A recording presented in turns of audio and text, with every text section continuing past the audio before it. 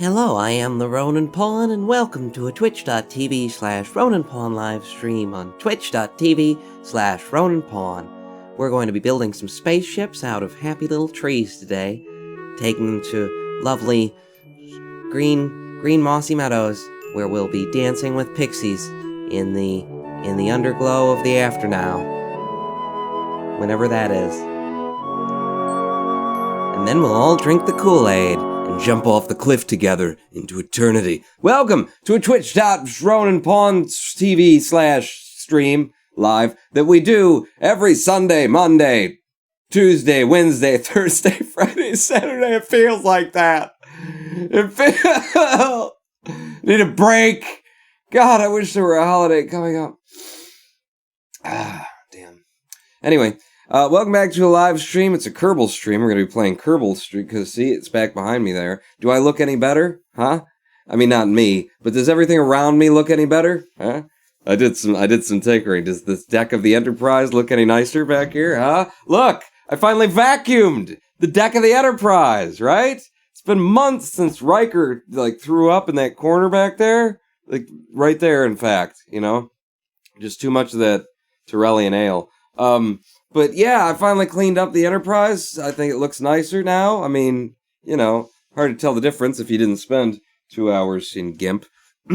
But yeah, there it is. That looks nicer. It got me up to 1080p. My question to you is, how are my lips syncing up to my words? Is it anywhere near correct? Because I noticed there was a little lag last live stream when I was watching back the VOD. Oi, Pawn! Pawn, shave, please, says Hologram One. I'm waiting until it grows into my mouth, and then I just can't speak anymore. It's going to help me a lot. And I could, justify a break.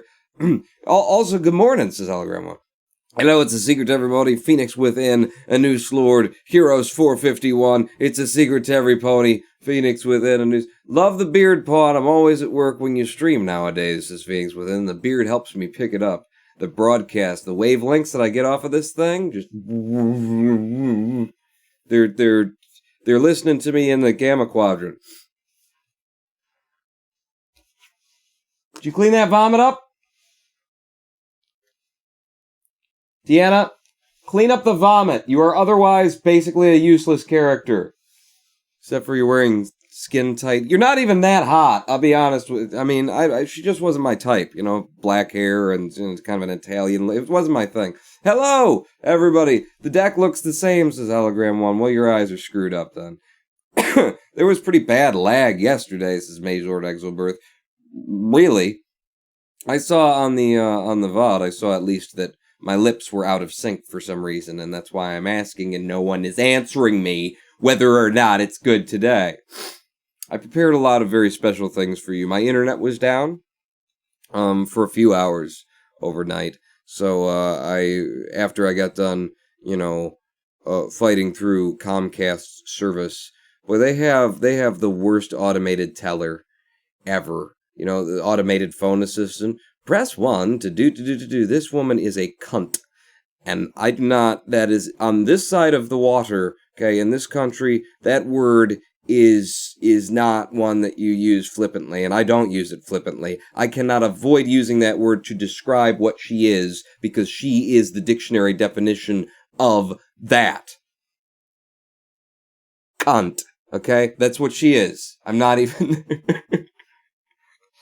God damn, how does a company even, like, do this? They intentionally design a system that's just gonna make you, I can deal with this woman for 2.5 minutes. I can get on the phone being like, okay, I'm just gonna call Comcast. By the time I'm done dealing with her automated bullshit, it's like, now I'm talking to an actual human representative. It's like, hi, how you doing? Yeah, so I got a problem, you know? Damn. Surprised there aren't, like, what's the suicide rate of Comcast employees? Has anybody done a study lately? As for lip sync, you seem to be good. Thanks. Thank you, Major Lord Exelberth, for letting me know. God, just the worst automated So I called them up. They didn't know that they had an outage in my area, so I spent 20 minutes on the phone, telling them, no, I already did that, and then they went, oh, we've got an outage. I'm like, thank God, my cable modem hasn't died. But so because the internet was down for a few hours, I did some very special things for you. And you guys just let me notice throughout the live stream whether or not, you pick up on them. Because they're kind of subtle, so you might not notice. Anyway, let's get into Kerbal.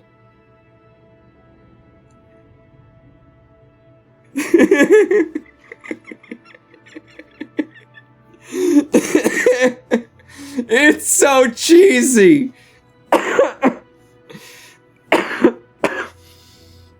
I love it. It's so cheesy. I love it. Hang on, come here. It's just so cheesy. I love it. I had no idea that I could do that in XSplit, and I can do that. And it's just like a button and setting some millisecond timing and stuff. I friggin' love it. I friggin' love it, people. If I have to choose a skin-tight suit-wearing lady on a starship, I'm picking T'Pol. I remember the name T'Pol. I don't remember who T'Pol was. I love it too, says Mage Lord Exelberth. Well, let's get into Kerbal.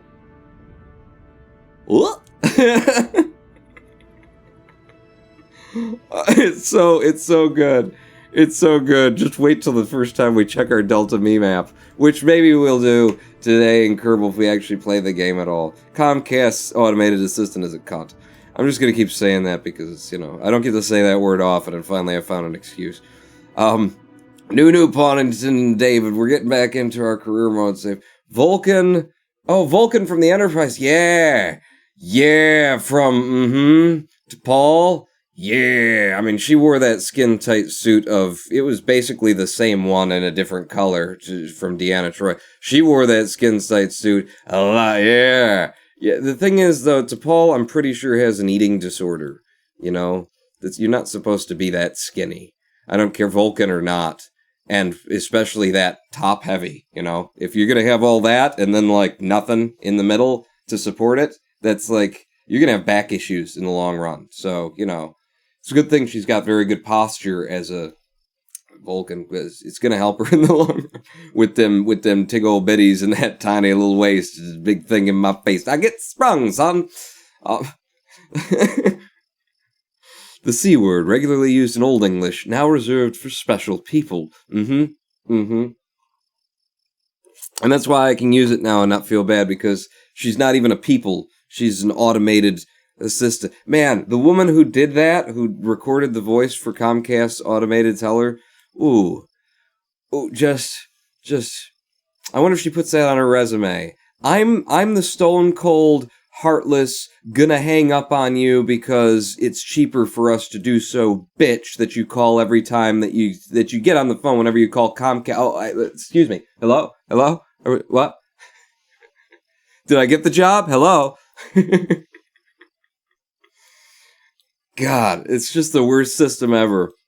Literally, like, goes out of its way to be like, your problem seems to need a customer service support representative in order to resolve. Well, good night. Click.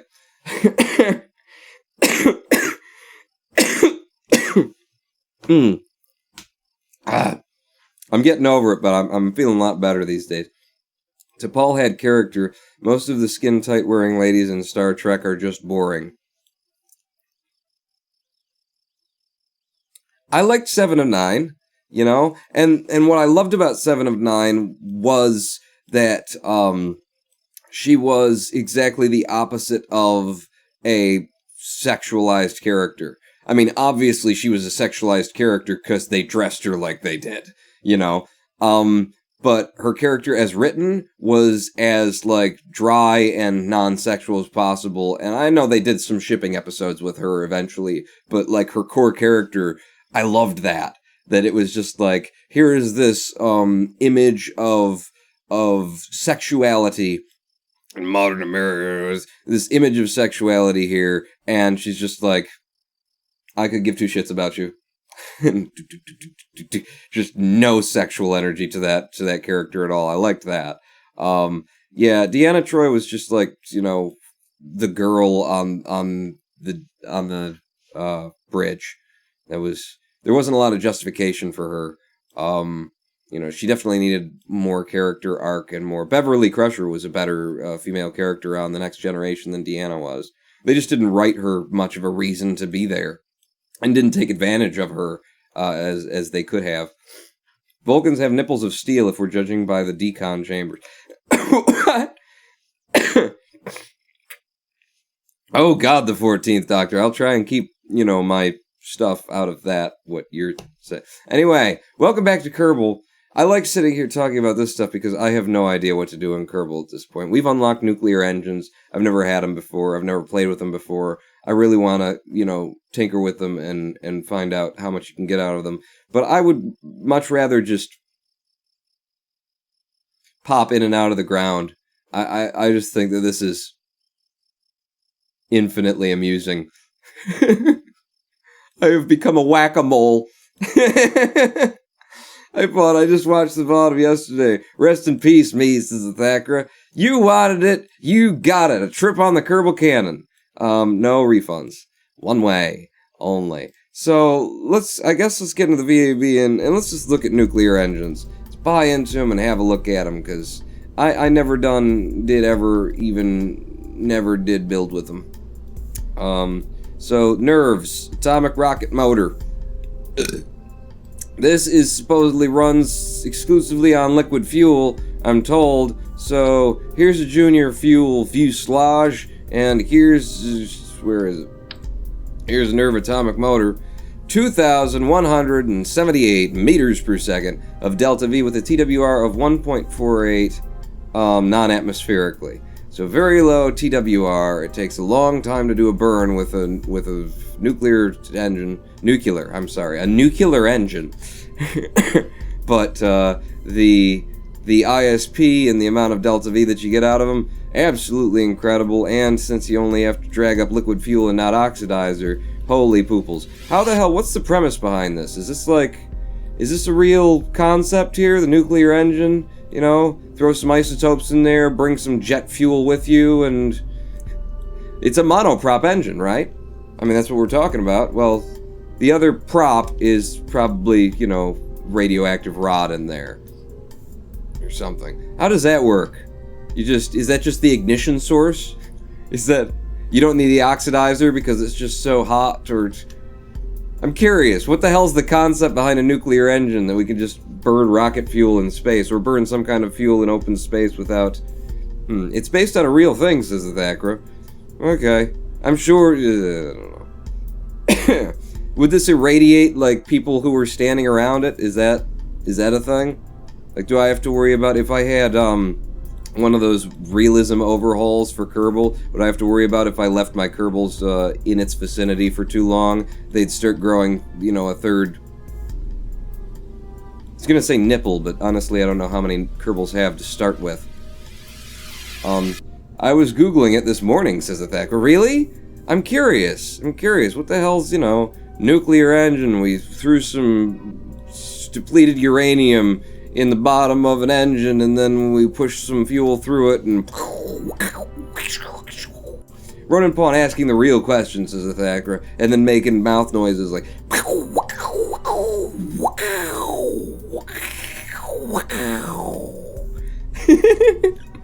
Whack-a-mole! The fuel flashes to vapor as it's run over the reactor chamber, and the expansion of gases provides the thrust, says Ouroboros. See, that was my guess. Except for I was thinking more of ignition, and combustion, but, which, you know, it's close.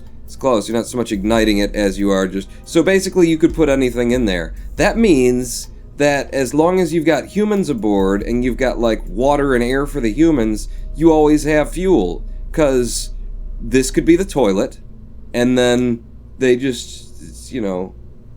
I'm pretty sure number 2s would go through there as well, but number 1s would be great. Right? Because you don't need really... You just need anything. You pass anything over a reaction chamber of a nuclear and it's gonna, you know... Right? So, you just wee into the pot... And then you can, and then, yeah. I'll bet the 2s would go down too, but it'd probably smell a little bit. They might actually get clogged in the, yeah. I think maybe we should still vent those in space. So, okay, what we need are, you know, we need a toilet with tubes running to the engine. Then we can just get rid of this liquid fuel tank. And then we also need, Ziploc bags. And I'll let you do the math on that and figure out why we need Ziploc bag. It's actually for space nukes, spawn, Susanna's Lord. Oh, that's how it uses it? Was it a mod, or was it made part of the game where Kerbals die if they're too close? Jermason, really? Do they? Is there mods for that? I don't know. I don't think Kerbals die at all in Kerbal Space Program. They just poof out of existence and emerge on the happy farm where Kerbals go to live forever. Starship Prupertron. Is the stream freezing for anyone? Is it? I dropped 238 frames for some reason. Let's see. Just curious about my overhead, my resource consumption, because now I've got 1080p. Here, let me show you.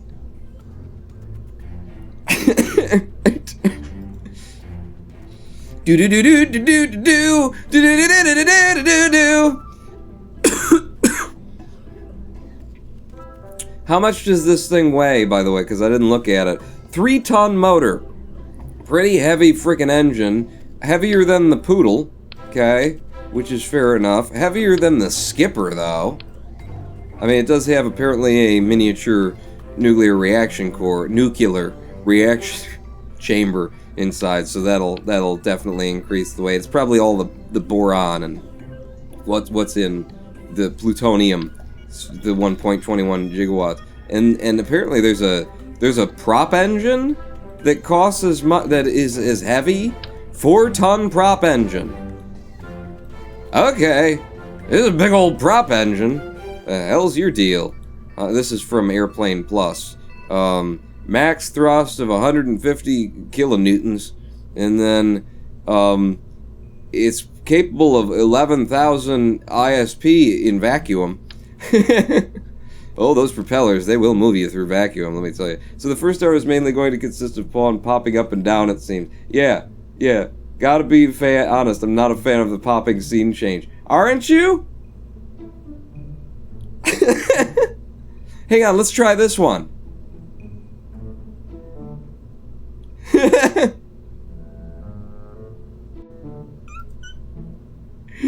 It's just so stupid, I love it.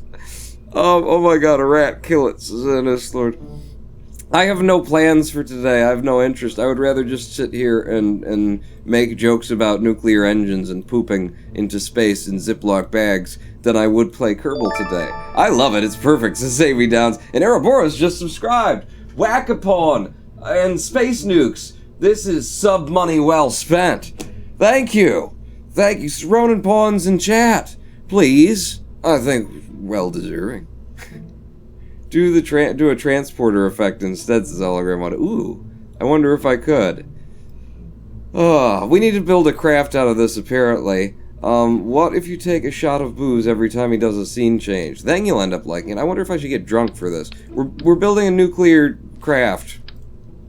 Because, you know, we're supposed to. So you know what my favorite engine is? Or my favorite fuel tank, liquid fuel tank is, and that's that.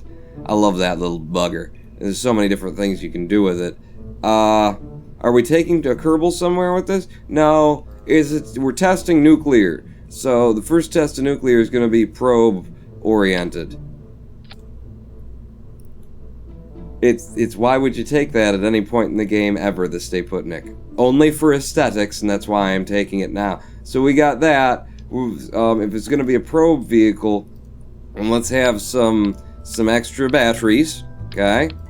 This is good. It's going to have zero drag whatsoever. It's not even going to move through the atmosphere. It's just going to blink up into space.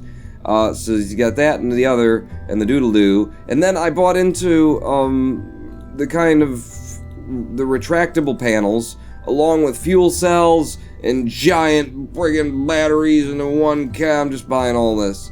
Buy me all this. Ooh, Gigantors. You know what we could do? We could put nuclear engines on the space station. We could put them on not the hammer, but the sickle. That's what we do today. Remember the other space base that I just made? Totally intentionally? And wasn't a failed mission to pick something up? Remember that one? Huh? No? You don't? Well, shh. Just shh. Then, if you don't remember it. Right? We could, and this could go on yeah. There's already space for 2 Kerbals up there. There's already some empty fuel space up there. There's a claw on board. There are docking ports on board. We could do a thing and go a place. What if I took you off and then instead, yeah, take you and then, how we doing on our weight? We're up to 1.2 tons on that thing. You guys can't do that. You're penetrating, you pricks. So you out like that. This will be an opportunity to test my gigantic friggin' solar panels. Okay, so solar panels that I've never flown with before. We got them going on. We are doing nukes. Remember, the engine itself is 2.5 million tons. What? Microtons. So you will need a proportional amount of fuel. Says Runan. Says, what do you mean 2.5 MT? I didn't go to MT. I went to MIT, the Machismo Indefinite Terwilliger School. Cheer 5, maybe you could use your new engine to set up comsats in solar orbit for future mission communications, says Mage Lord Exelbrook. Yeah. Thank you for the cheers. I already got my idea for the day. I don't know why I'm doing it, but I'm doing it. So there. You know what, that engine, and this will be for pushing the space station. I don't even remember what the sickle looks like up there, so we'll have to have one of everything. Have to have one of everything. 785 meters per second, that's all? You prick. You killed Kenny. I don't know how you would attach either. If the engine's gonna be on this side, damn, that's a big-ass engine, isn't it? If the engine's gonna be on this side, then you got and you know what? There's no reason to go nuclear. Screw going nuclear. That's the name of the live stream. That was the whole point. Ooh, I want to test these nuclear engines. Then you get it like to this point and you're like, yeah, I did. Wait, do I have the sub-assemblies? Did I ever make what I was hoping I made? I don't think I ever made it. Damn it. Open and merge it in. What I'm going to do is I'm going to pull in the Pilgrim. I'm going to pull in the Pilgrim. You know you love the Pilgrim. So you're upside down, Pilgrim. So you, and then this goes off and goes away. And then I need, that can go off and go away. I need you, baby. I need you like that so that I can reach in here and grab your stack. You know what I mean, okay? Trump just got in trouble for grabbing someone's stack or I don't know. I don't pay attention to the news anymore. And that's what I recommend to everybody else. Don't pay attention to the news, kids. Not if you value your, health, sanity, anything like that. So, what we're gonna do, I'm gonna attach you there. I'm gonna take this off of here. I'm gonna rip one of these off because it'll be too tall. And then I'm gonna shove the why don't you have a connection point there? Because reasons, Spawn. It's fine. No, I can work with you. I put you down here. I put you in like that. And then I put this on the bottom of that, on the butt. Tell me, you can attach. Don't lie to me. My girl, don't lie to me. Tell me, where did you sleep last night? Don't do that either. We're going to fill this thing up with monoprop. Because we know it fits. Because we just made an awesome craft out of it. and then we're going to shove that monoprop up in there, which means we're going to empty the liquid fuel out of it. Huh? Screw on nuclear. We've got better forms of monopropellant. Oh, crap. What? Well, it's not going to go through the electric. You got to get that out of the way. You got to put this in first. It's not a problem. Why are you saying, oh, crap? Because, you know, we forgot our Ziploc bags. I don't know. There you go. All that monoprop fits nicely into that little package. We take you off, we put you on, and then, I don't know. But we're getting closer to having a functioning probe. Nuclear engines need more fuel tank than you are used to using. I don't value my health, and I question whether or not my sanity ever existed in the first place. Am I fine for watching the news, Pawn? No. No, still no. Just stay away from that. It ain't worth your anything. If you have anything, no. If you have nothing, still no. Stay away from the news. It's bad. Huey Lewis is a mother. So what am I gonna do now? I got a whole bunch of monoprop in there, so we don't need no nuclear engines. We need puffs. Is what we need. It's what we always wanted, and you need to be like that for straight up and down. You're not straight up and down. I need you absolute rotated, and then, as we learned before, these things apparently have a angle to them by default. I think Rune Antilles was edifying me on that, which is just stupid, as you know, less efficient and everything else. Ooh. Well, I like having the yellow that comes right out of the from the direct side. You get the yellow strip that comes right out of the black of that big old battery, big old unnecessary battery. That's lovely, is what that is. And there you go, 2,185 meters per second of delta V in that little package. See, nuclear engines are stupid. Who wants those? I feel good. Don't do it, Exil. It's not safe. Looking at the news. See, send news if you want to expand the Minmus thingy. Think about putting more than 2 docking ports to give you future ways of expansion. Merkin Attachment says, yes. Do you like it? It just keeps getting bigger and bigger. I keep putting on more pieces every day. Puff the magic drag. So actually on this side, I'm on your side. Nukes are for when you need 3 kilometers or more out of a single stage. You use them for Minmus if you built a reusable upper. Yeah, I'm switching over to the monoprop for this, because this is going out to... We technically have to build everything new if we had a mission for this. I was just building our high Kerbal orbit space station because we did. So you can't do that, Pawn, because engines will be in your way. I know a way to get around that. Do you? What is it? Oh, it's magical. You're gonna love it. Except for I can't drag it in the direction that I want. Good, Kerbal. Excellent. So, alright, so drag me up. See, but then it penetrates, Pawn. Yeah, you're right. You're right. I do want that big old battery on there. It's gonna be attached to the Gigantors, so why not? A couple of Gigantors doing that. I presume the Gigantors aren't gonna like going up to space. Like, let's talk about your survivability and drag. And, yeah, are they gonna break off as we go up? Gigantor, the single largest solar array available for purchase. The Gigantor XL offers tremendous generational potential from a compact initial package. Includes passive radiators on the reverse side for better heat dissipation. So, do I have any information here that's going to help me? Max temperature 1200.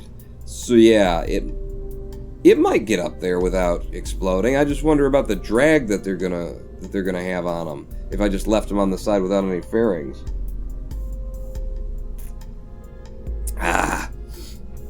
Generate a hell of a lot of electric charge, don't they? 24 each. We'll be looking at just under 50 between the two of them. They won't break going up. They will give some drag, but not enough to really worry, so it's mainly about not burning them up on our ascent. Okie-doo. I don't know. I have no idea where I'm going with this or why I'm making it or anything.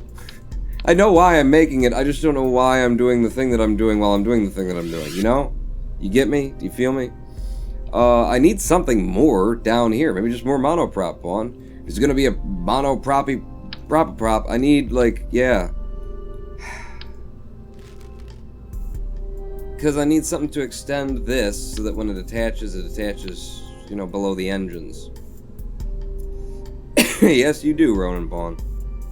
You do indeed. I think it is going to be more monoprop, but I wonder if I can use a structural bit like the old FL10A in order to keep us aerodynamic as we do this. And then, well, actually there, just have that and that. No need for additional monoprop on there. Okay, so we've got generation, we've got a probe control, we've got battery storage. You know, we'll have a fair bit of, will we have any reaction wheels on this thing as it is now, because I don't use the Probodyne Staputnik because there's really no reason to. Is there? Electricity, except for, you know, to make things look a certain way. No reaction wheels whatsoever in the Staputnik, and hence there's no reason to use it, and hence I don't remember that it doesn't have reaction wheels. It's a snake eating its own tail.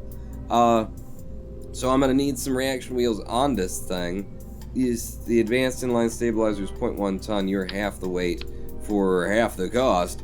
I'm thinking maybe down here, just tuck her in there. You know, she can grab from one side if she wants to. She's going to be attached to a space base at some point. That looks okay. I don't hate my little leg there. So we do have some SAS. The monoprop tanks, ooh, that you have hidden in there will give more drag to the game. They are naked in the wind.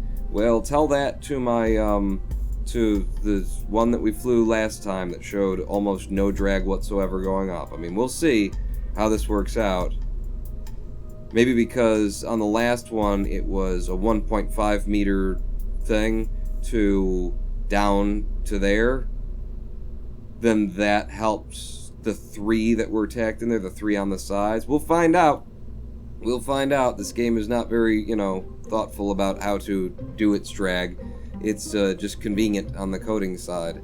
2,107 meters per second, which is great. We can lose a lot of you know, delta V from that point.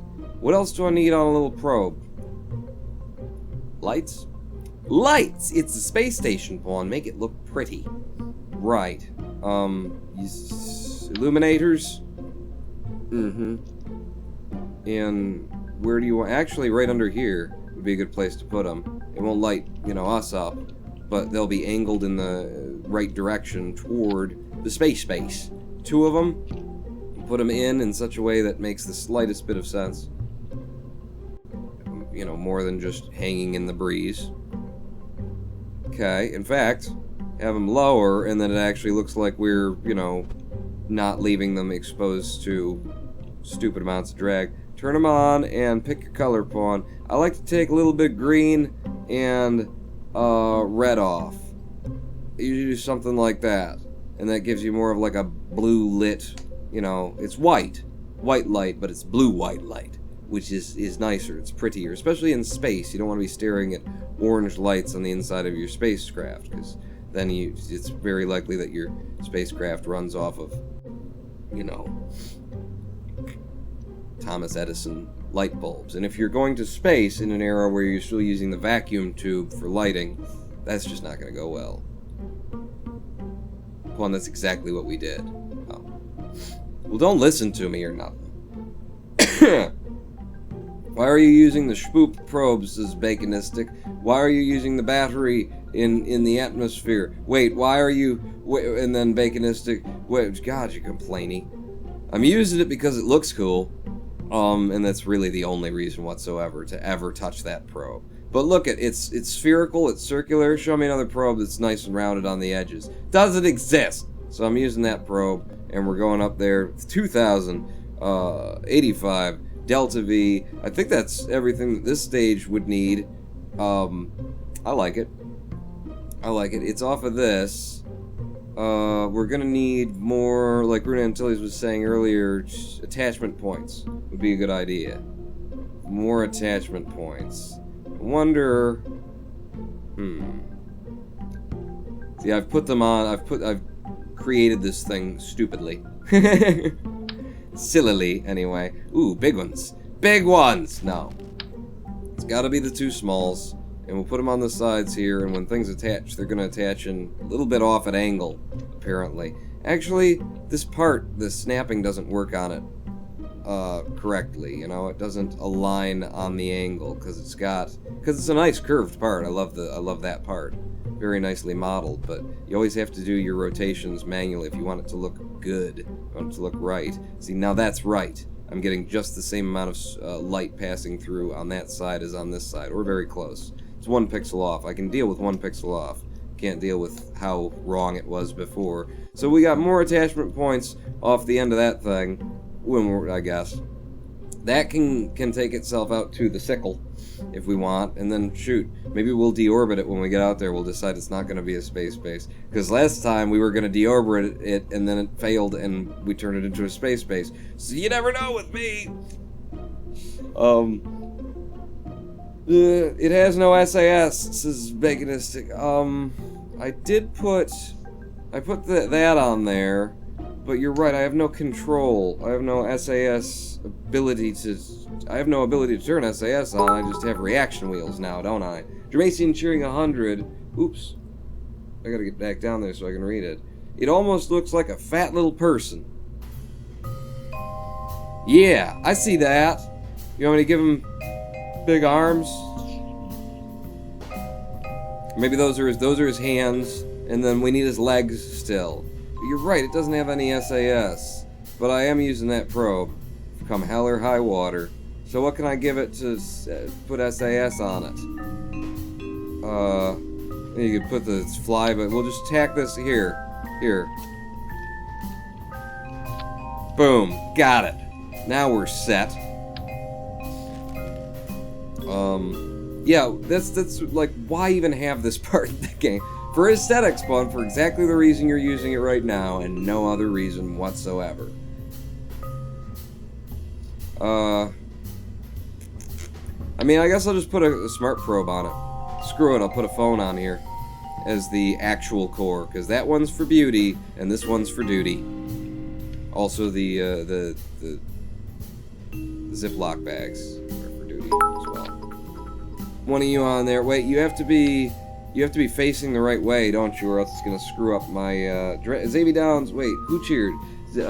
Mage Lord Exelbert, Xavier Downs, Ronan Pawn, put canards on the Stay Putnik to make it look like your logo. Hey! I don't hate that idea. This thing needs to be on in a good place, or else it's gonna screw up my ball. My ball won't look right. You know how concerned I am about that. I need a flat part, and the only flat part I've got is this. No, you can put it down here, Pawn. Here you go. Hide it. Nobody will even know that you duct taped a cell phone to that and are controlling it via Android. Oh, Xavier Downs said that. I get it. So you're cheering on behalf of Xavier Downs to put canards on the Stay Putnik to make it look... I don't think... Do I have canards? Did I buy them? Do they count as coupling? Oh, you mean not engine mounts? You talking about something like this? Did I buy into... I didn't buy into them, did I? I don't think I've got anything that's small enough or light enough to do. The closest we could do is, like that. I wanna be the very best, like no pawn ever was. Yeah, I don't think I've got them yet. I don't have... what about this? Would they be structural? The ones that... The pylons. That's what I was thinking when you said that. Pylons. Wow, pylons are huge in comparison to... I make small things, don't I? There you go. Now we got it. Ronin Pawn, gotta catch him, it's you and me. Build it in three-sided symmetry. God, I used to be able to hit those notes. It's like something Pawn would do if he noticed the similarity himself. You can control from the Stay Putnik, but use the other for SAS, says Renan Tillies. Yes. Yes. I managed to find a place to hide it anyway. There's the Ronin Pawn. And that is not going to work for anyone. Will it? It probably won't generate that much drag. It's massive. It's... How much extra weight are those? 0.2 tons. We're taking up almost an extra half ton for the sake of a joke. Well, now that I've realized that's what we're doing, that we're doing it for the sake of a joke, yes, we're doing it now. They don't quite fit now. Oh, you just need to move the arms down. I mean, the solar panels down a bit. Like that. Yes, now that you got the angle right. And then you can pull these guys back down, and there you go. Ronin Pawn! It's the samurai's hat, you know. Here, I'll show you.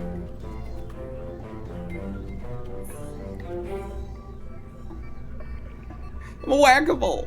I didn't show you at all, either. Just wanted to do that. 2052 Delta V still remaining on the Ronin Pawn majigger. When has function come before form before? Wow, that is a technically correct sentence. How many sentences can you make where you use the word before twice with only one word between them? When has function come before form before? That's got to be one of the rare few. Xavier Downs, you're a literary genius. 400 kilograms of fluff to take 200 starbursts of solar panels to the station. I'm 100% behind it. Excellent. Yeah, 2000 Delta V. So now we just got to put it into orbit with the lower stage. And how much do you weigh? 4.935 tons. Oh, I think I've got just the lower stage for you. Or nearly. It'll need a little bit extra on it. But 4.74 tons to orbit. Boom! Boom, baby! This is what pushes the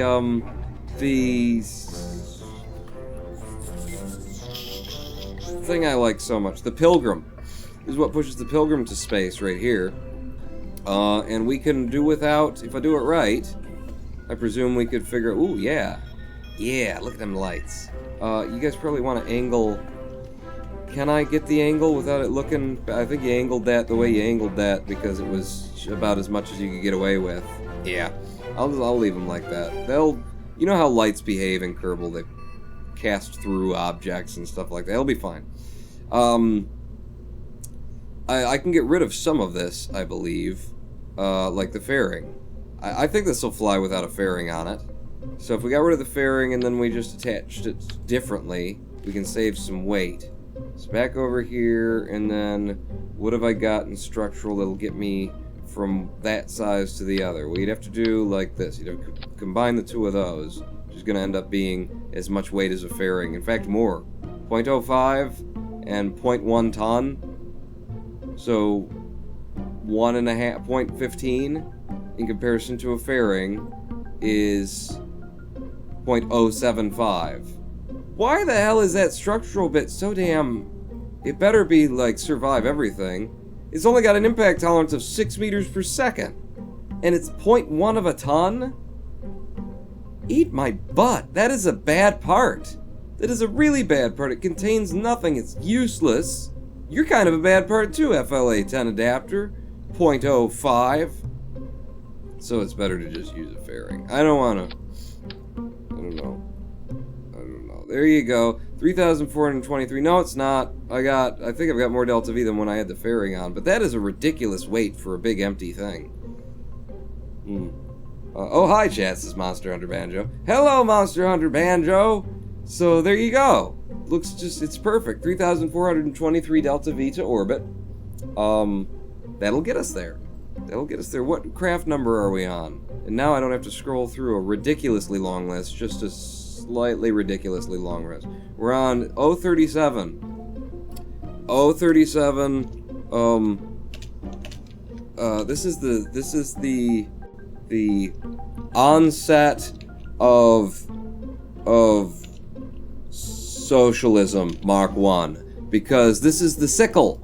We're delivering a portion of the sickle to the sickle. This is what we're doing. It's Ronin Pawn butt plug. What? That would be painful. Ouch. I mean, I don't care which end that goes in. That's going to be painful. I don't care which end that goes in. I don't care which way you interpret that sentence either. That's funny. I don't care who you are. So SRBs fire, and then we burn all these engines at once. Do we have enough TWR? Perfect TWR. 1.3 off the pad, followed by 1.1.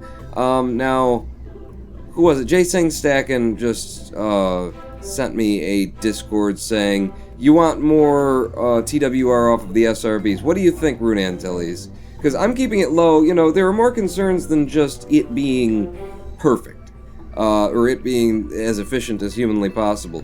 I have kept the thrust limiting. It's just there. If I max it out, it's 1.52 off of the pad. But there's also the concern of, is this thing gonna fly in atmosphere? And also, how fast am I gonna be going? You know, when I push through that lower atmosphere, when I drop them, am I gonna flip and that kind of thing? So, what do you think, Rune Antilles?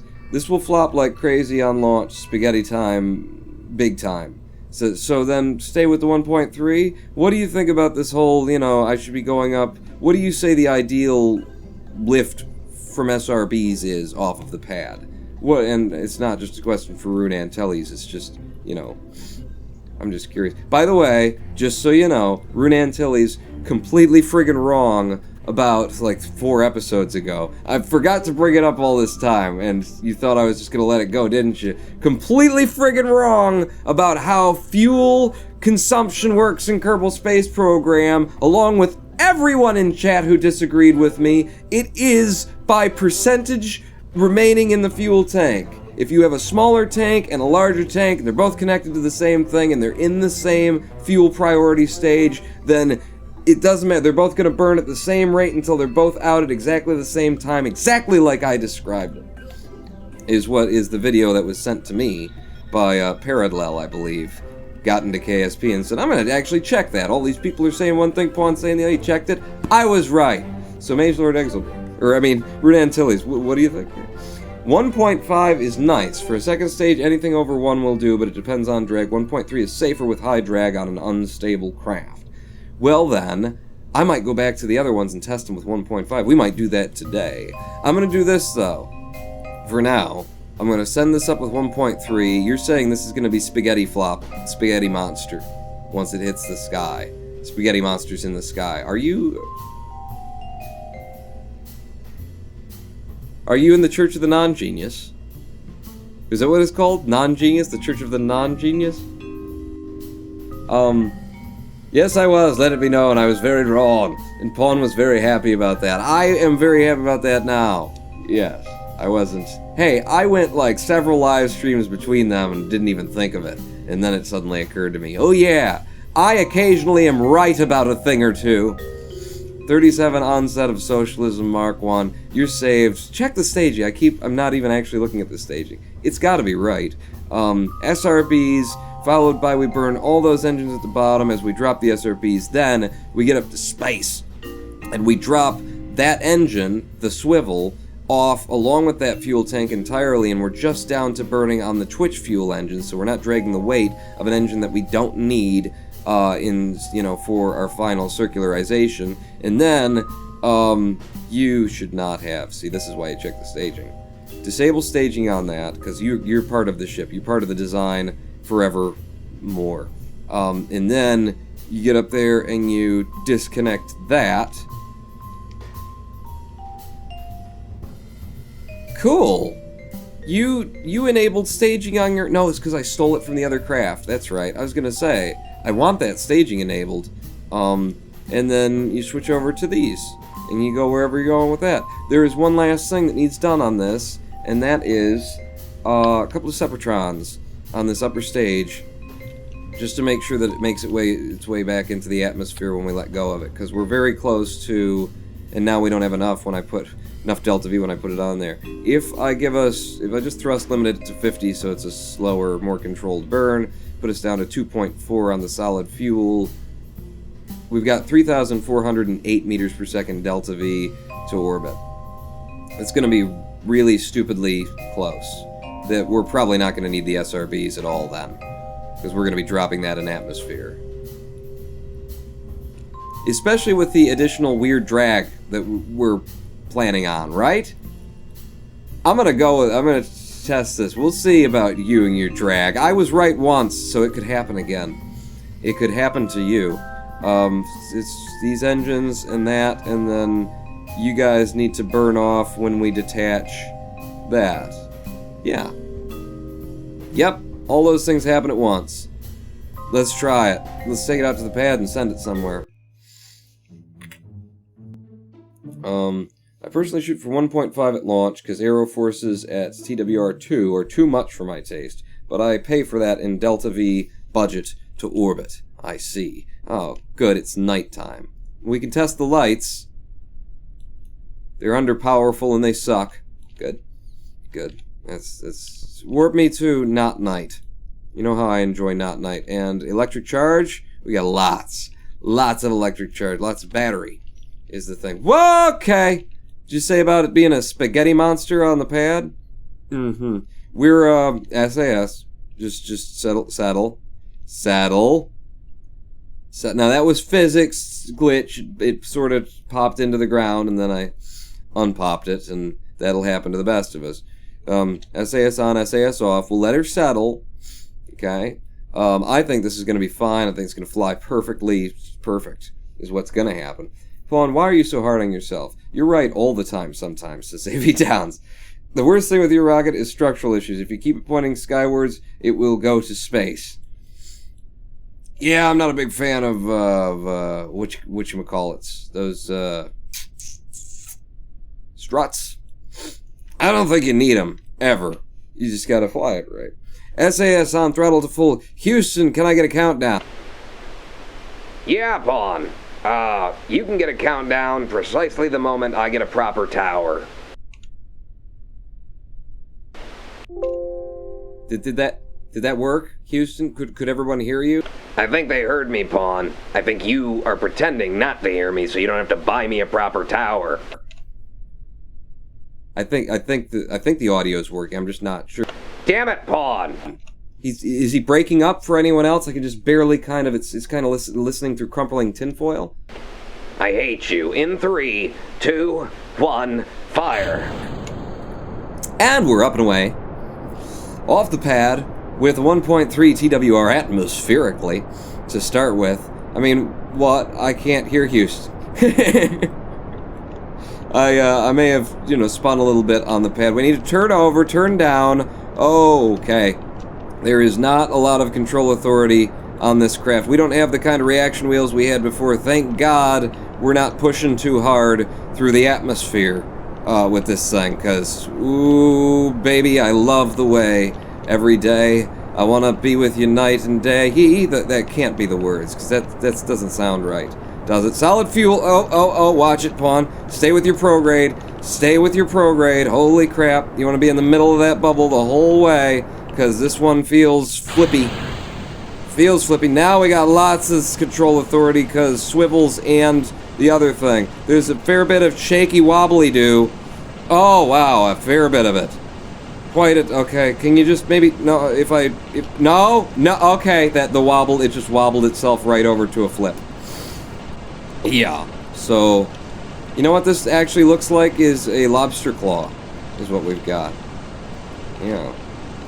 Wobbly, wobbly, wobbly. I'm just trying to determine where the wobble is before we go back to the AB. Where is the source of that wobble in this craft? God, I don't know. I'm going to have to look at the center of mass when we get back in there. It's really hard to figure out. You would do better at what? So, struts? Yeah, of course, struts are great. That's, everybody loves struts. And Raymond. I think also, as long as I'm here, these illuminators suck. They're not enough power. I need more power. I need more light. To show me the way.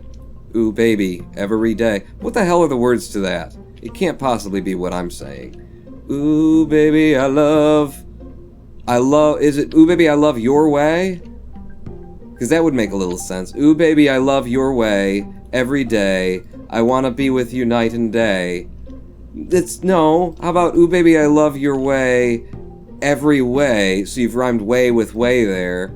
Ooh, baby, I love how much you weigh every way. What are the lyrics? Somebody look that up. Bother the hell out of me.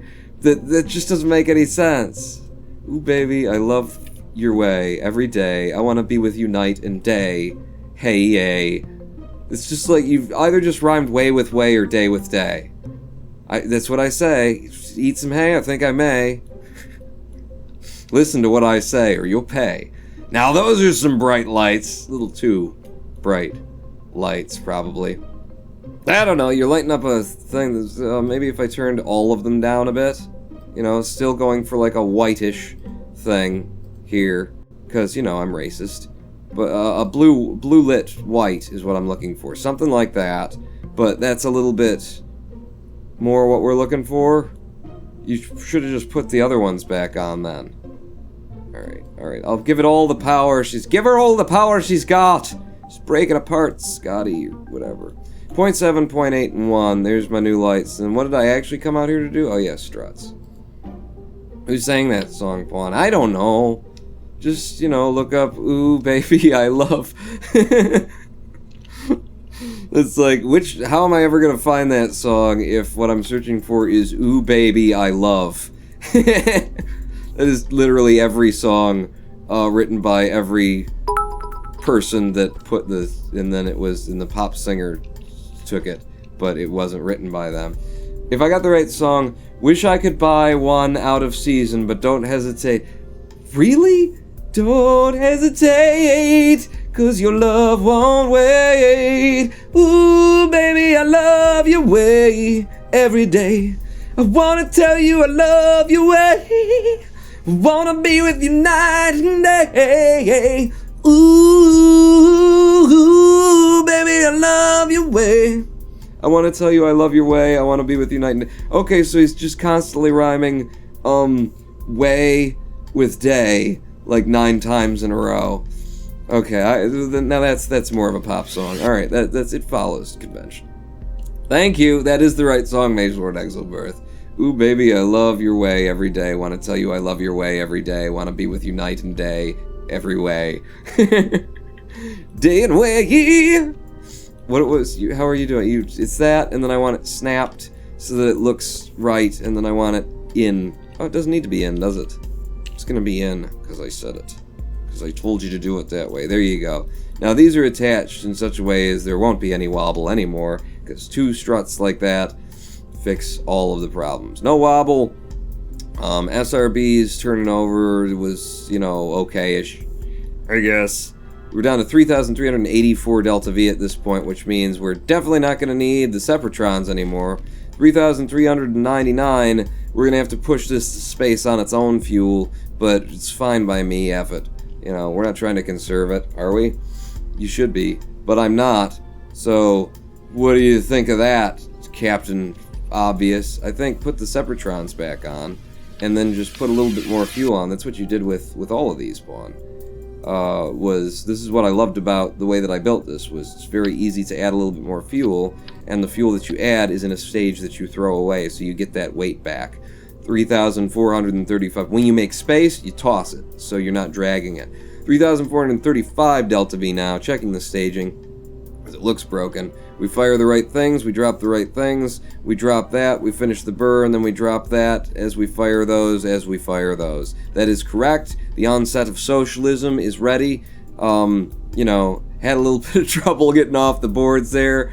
Capitalism kicked it in the nutsack a couple of times, but in the long run, capitalism just crumpled under the way that I love your way every day. Ooh, hey, what do you say? You want to be gay with May? Struts would be best applied under tank big structural connector. Most of your wobble comes from your battery fuel tank connection and the tower of small RCS inside it. What do you... I don't even know what he said there. Hang on, because I'm not paying attention to it. Tier 10, Peter Frampton, 1975. Just a lyricist and a half. Applied to the upper tank to the big tank structural connector. Oh, so you're saying, like, attach it from here down to there? That wouldn't look good. That's all the logic I need. Put this out on the pad with precisely the amount of Delta V. There's no way this thing will fly, says Heroes 451. Thank you, Heroes. Now that you've nay-said me, it will fly lovely. And look, now that's the kind of light you want. And since there's so much light there, I'm going to launch right in the middle of the night. But if you're going to meet up with something that's in orbit, you might want to, like, do it correctly. Well, how do you do that? You wait until this is overhead? I still don't understand. Directly overhead, and then you try and lift off along with him at the same time. We'll try it. Since we gotta spin the... So, it's this one that we're going to. This is a Craft Mark II, set as the target. We're taking all of this up there. So... It will wobble a bit less, still quite a bit. Let's see how good a pilot you are, says Renan. It's not going to wobble at all. You don't know what you're talking about. Damn it. Where's the space center? Where's the space center? We got a flag for that. Desert Dig Site Alpha. Where's the flag for the space center? Is it that? Yeah, there it is. There's the space center. Jesus, God. There's the space center, and then... So, where you're down here, and I'm over here, oh dear. How do I, when do I, what would I? In the wrong spot, says Jermason, apparently. Apparently. I don't understand exactly how to do this other than to try to get myself directly underneath it and then follow him, point, at him as he's leaving. Maybe you put him out here, and then you know what, in what direction, and the who's a what's it's or something. Eh? I'm going around again another time. Because I don't know what the hell I'm doing. Or no, just let him get up here. Above you on his trajectory. I still don't know what the hell I'm doing. 20 orbits, says Jermason. Just 20 orbits, and then I'll have it? Next time you overfly KSC, drop a Mac marker with CurbNet, you can do that now. I've got a map there, I just couldn't see the damn things, because the way that they mark things in Kerbal is, how many pixels would you say that is tall? 12? And gray? Good, wait, good design choices. I'm gonna say F it and just launch. Yeah, I'm just gonna launch whatever the hell I want to launch, because I'm in charge here and I can do what I want, and you're not my mom. So, in 3, 2, 1... Trying to take my job now? Oh, I thought you didn't want to, give me countdowns until I bought you a proper tower, because yeah. Well, I thought you didn't hear that. Alright. Fair enough, you rogue. Give me a count. In 3, 2, 1, fire. We're up and away. Pawn is a pretty good pilot. He isn't the best navigator, but he lands and flies quite well. Building like he does, he kind of trained himself hard. No option but to get your act together if you're going to build craft that are this broken. From the start. Come on, roll me down the ball. It's actually, yeah, this is flying nice now. Nice. There's not going to be any, but we do pull down to the north on this damn thing. It seems like we were off to the north, right from on the pad, actually. I don't need to follow my prograde now. In fact, give me the F12, just so we can see what kind of drag we're getting on this ridiculous looking, paw and claw that we've built. That would have been a better name, would have been funnier. Pull up, pawn. Solid fuel. Piss off. No, okay, bit of wobble. Bit of wobble. Oh, okay. Okay, gotta fight it. Where's that wobble coming from, Rune Antilles? I didn't listen. No, don't pull off, but do pull it back up there. Oh, if I had some SAS. Oh, if I had some SAS to follow prograde, that kind of SAS. It's fine. I've got it. I have got it. I have got it, I said. Damn it. It's like you have to oversteer for the wobble, or else it's going to go in the opposite direction of where you're pulling it. Like that. Damn you. With your wobble. Just trying to figure out where that wobble's coming from now. Let's see. Where's the wobble? Wobble. Yeah, I just don't see it. I don't see it at all. Oh, the wobble's from here, because this is technically attached via the 0.65 or the 0.6 whatever meter thing. Is that what you're getting at, Rune Antilles? I thought you were saying attach this upper stage to the larger thing down here. And maybe you were. This is where the wobble's really at, right? Up there. I mean, look at that part. Just shimmy and shake. Back and forth and back and forth and back and forth. Yeah. Maybe I need to put a different battery on. Yeah, a different battery to solve your issues. No, Vaughn. Any other places where there's wobble? There shouldn't be any wobble here. No, sir. No, sir. You know, I could move the reaction wheels more toward a place that makes the slightest bit of sense, but who needs that in their lives? Yeah, it's that. It's that. It's a beautiful thing to see. Now he gets it, says Rune Antilles. Well, you didn't say it right then. Attach your upper stage to the big part of the... This is my upper stage, and I did. I just didn't attach it to the big part of the... Revert to flight. See, you were wrong, and not me. Revert to the vehicle assembly. You use any auto struts, says Triflistic? I don't even know how that works. You just click and then it just handles it? I don't know. No. No, does it add weight if you do that? And then you don't have to attach the struts? Because that's interesting. That's the notion. Do I need it at both places or just here is now my question. I can hide these struts pretty well underneath the Gigantors, couldn't I? Oh, you could pawn. Tuck them in there. You gotta get it right on the edge or else it's not gonna attach to a part that's ostensibly, you know, that is the same size. There you go. That attaches. And on one side actually would be enough and would give us more delta V. These struts weigh a lot, is the thing. I don't like that. I know you don't, pawn. I knew you weren't going to. Yeah. So give me there, and then right there, on both sides. You know, which is only about symmetry. Now I'm trying to pull it down so that I stay right in line when I make this one. There you go. It's only about the symmetry and nothing else. Tier 5. What if you stuck the monoprop column in from the top instead of the bottom? You know, that's the way that it was supposed to. That's because it's from the... Yeah, that's how it is on the other side. You're right. You're right. Because we're stuck building around Kerbal Space Program. And it's lovely aerodynamic modeling. I mean, it makes sense that this is how you would do it.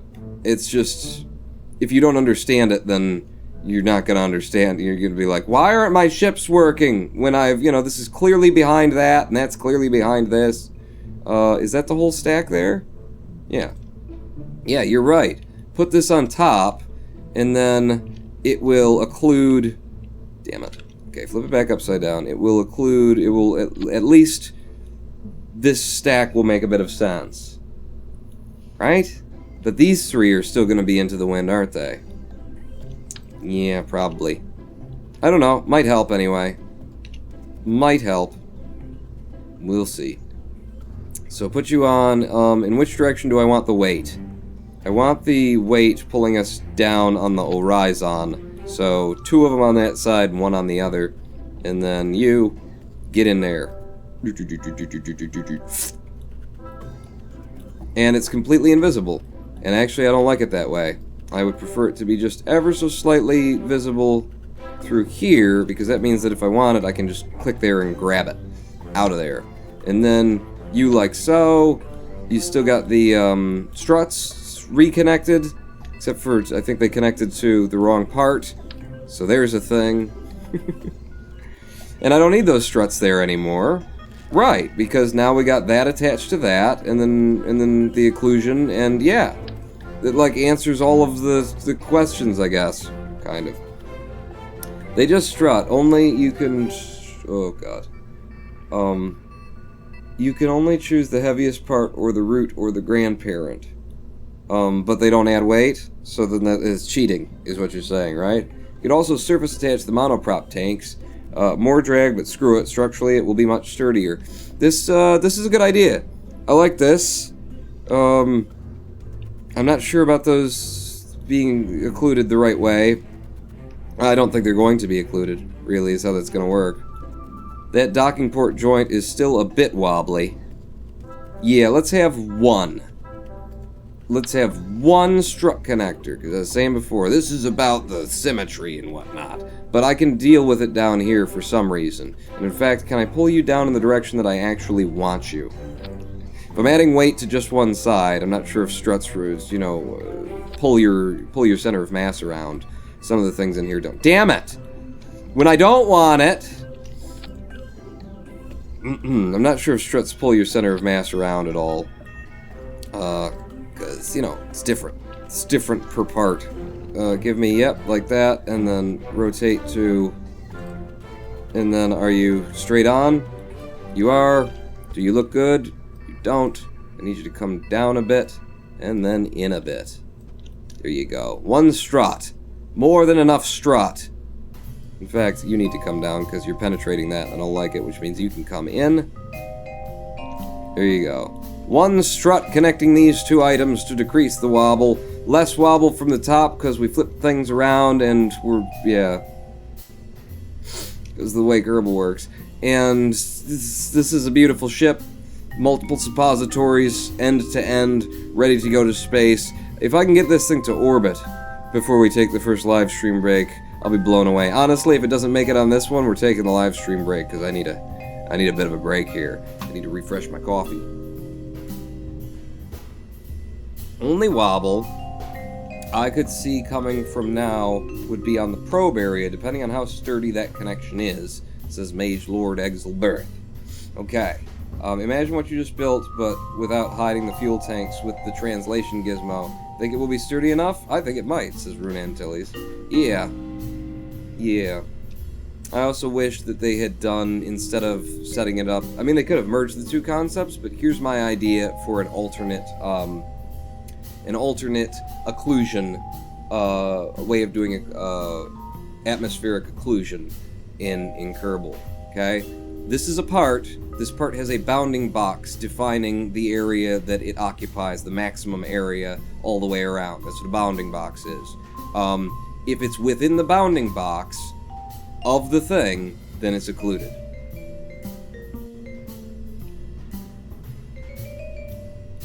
I know it's complicated, let me walk you through it again.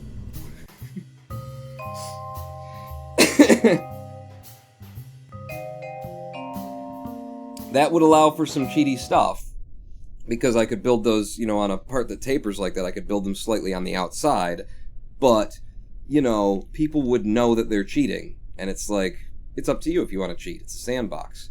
Whereas, I'm not trying to cheat, I'm just building the way that I wanted. I emptied that fuel tank, and I didn't empty that fuel tank. This got liquid fuel in it. What the hell? Do you know how much Delta V we're going to have in that upper stage, then? Unless this just switched at some point on me, and...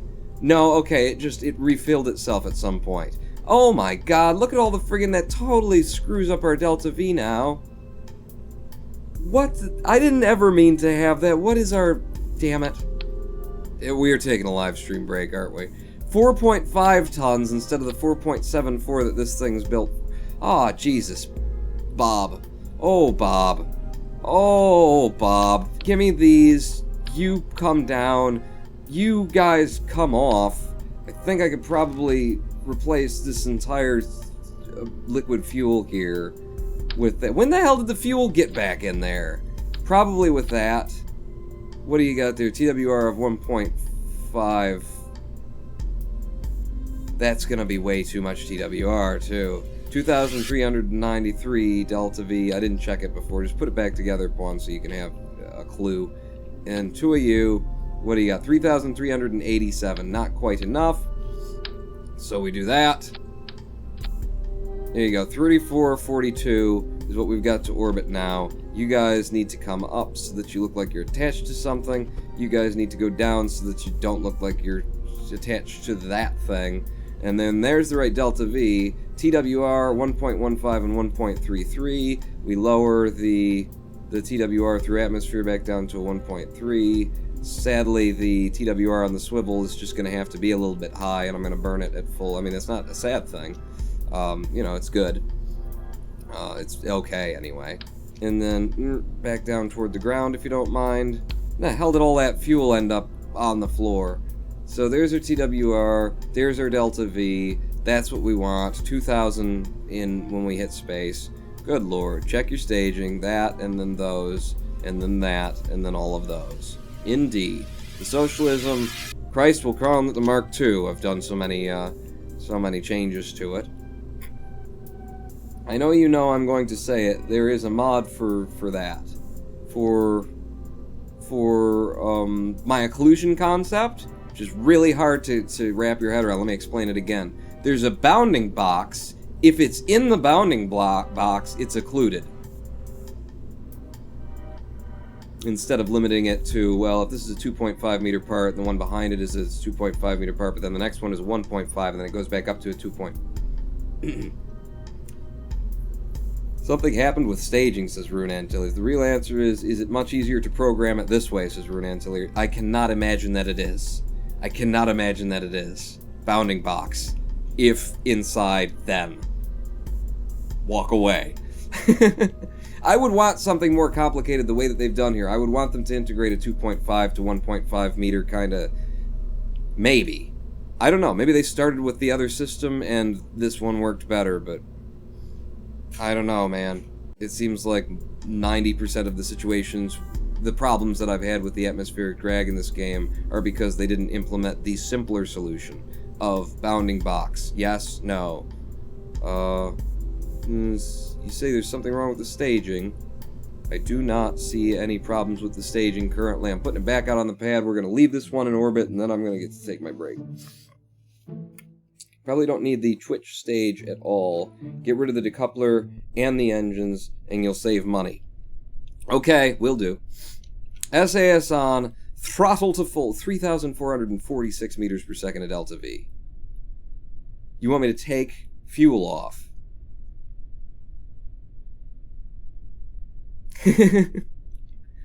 Houston. In 3, 2, 1, nearer to coffee. Yes. Yes, me too, Houston. I really need to get the hell out of this chair. Myself some coffee. The stuff I've got is cold. Let's see about this wobble that we were experiencing before. How's the wobble now, Doctor? How's my wobble? It doesn't exist, but neither does your control authority. The wobble was actually helping me with control authority before. Oh, we slipped down the ball in the wrong direction. Okay. Oh, okay. How's the drag, by the way? I mean, it's gonna go crazy now. Yeah. So, this is great graph. I love it. I love it. We'll fix it when we get back, because, good lord. Good lord, I need my coffee, and I need my live stream break. Not fuel, engines. Get rid of the engines, and then get rid of the decoupler. So just go down lower weight, and then have that one, but don't drop the engine at the end, and you test it and let me know on your side, because I took a long time designing this, and it shows 3,400 and some delta V, and these get to orbit. So, talk to me about that. When's the last time you did that? Also, I'm a, what did I say? I'm a whack-a-mole.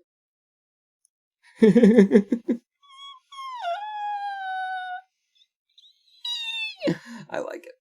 I like it. We'll be back after a 7-minute live stream break. We'll get this damn thing in orbit. But while I'm gone, you're gonna need some music to listen to, and what you're gonna be listening to is Whispering Through by Asura. At least to start. 7 minutes.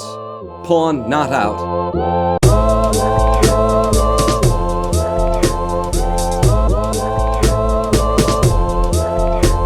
I'm a whack-a-mole!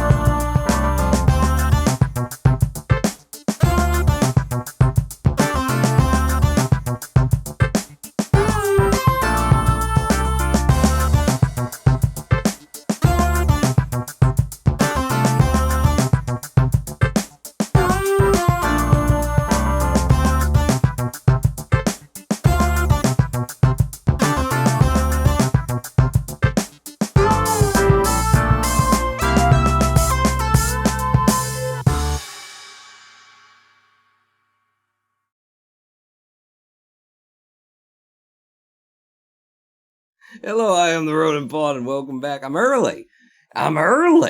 Holy crap, how'd I do that? Well, it was quicker to pour the coffee than I had anticipated. Welcome back to a twitch.tv/Rodent Pawn live stream on it.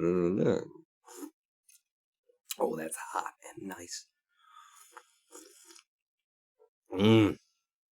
Little things.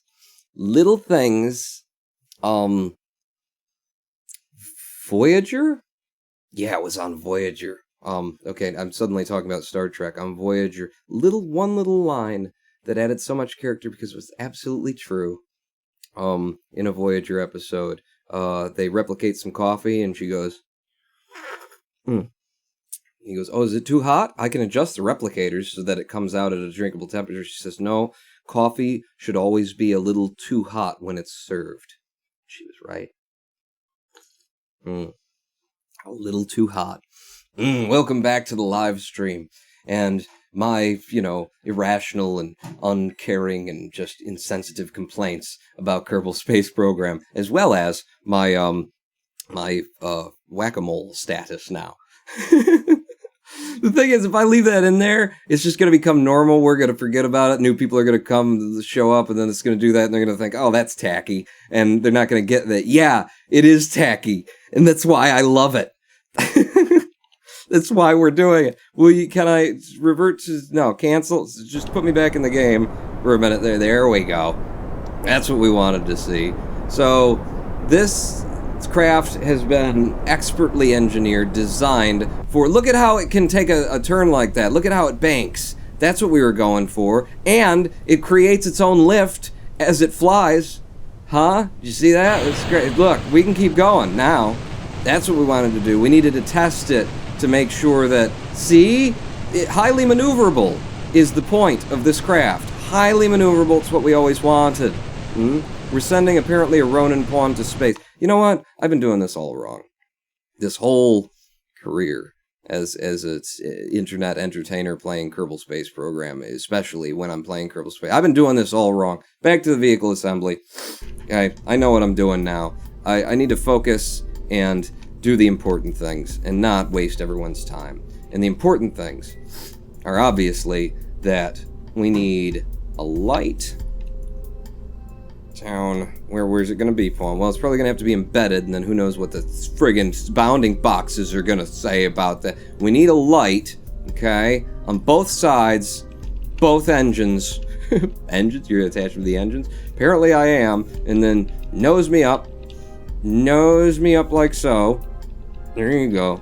Maybe I'll embed you or something somewhere, but this is, clearly this needed to be done. I don't know what the hell I was thinking.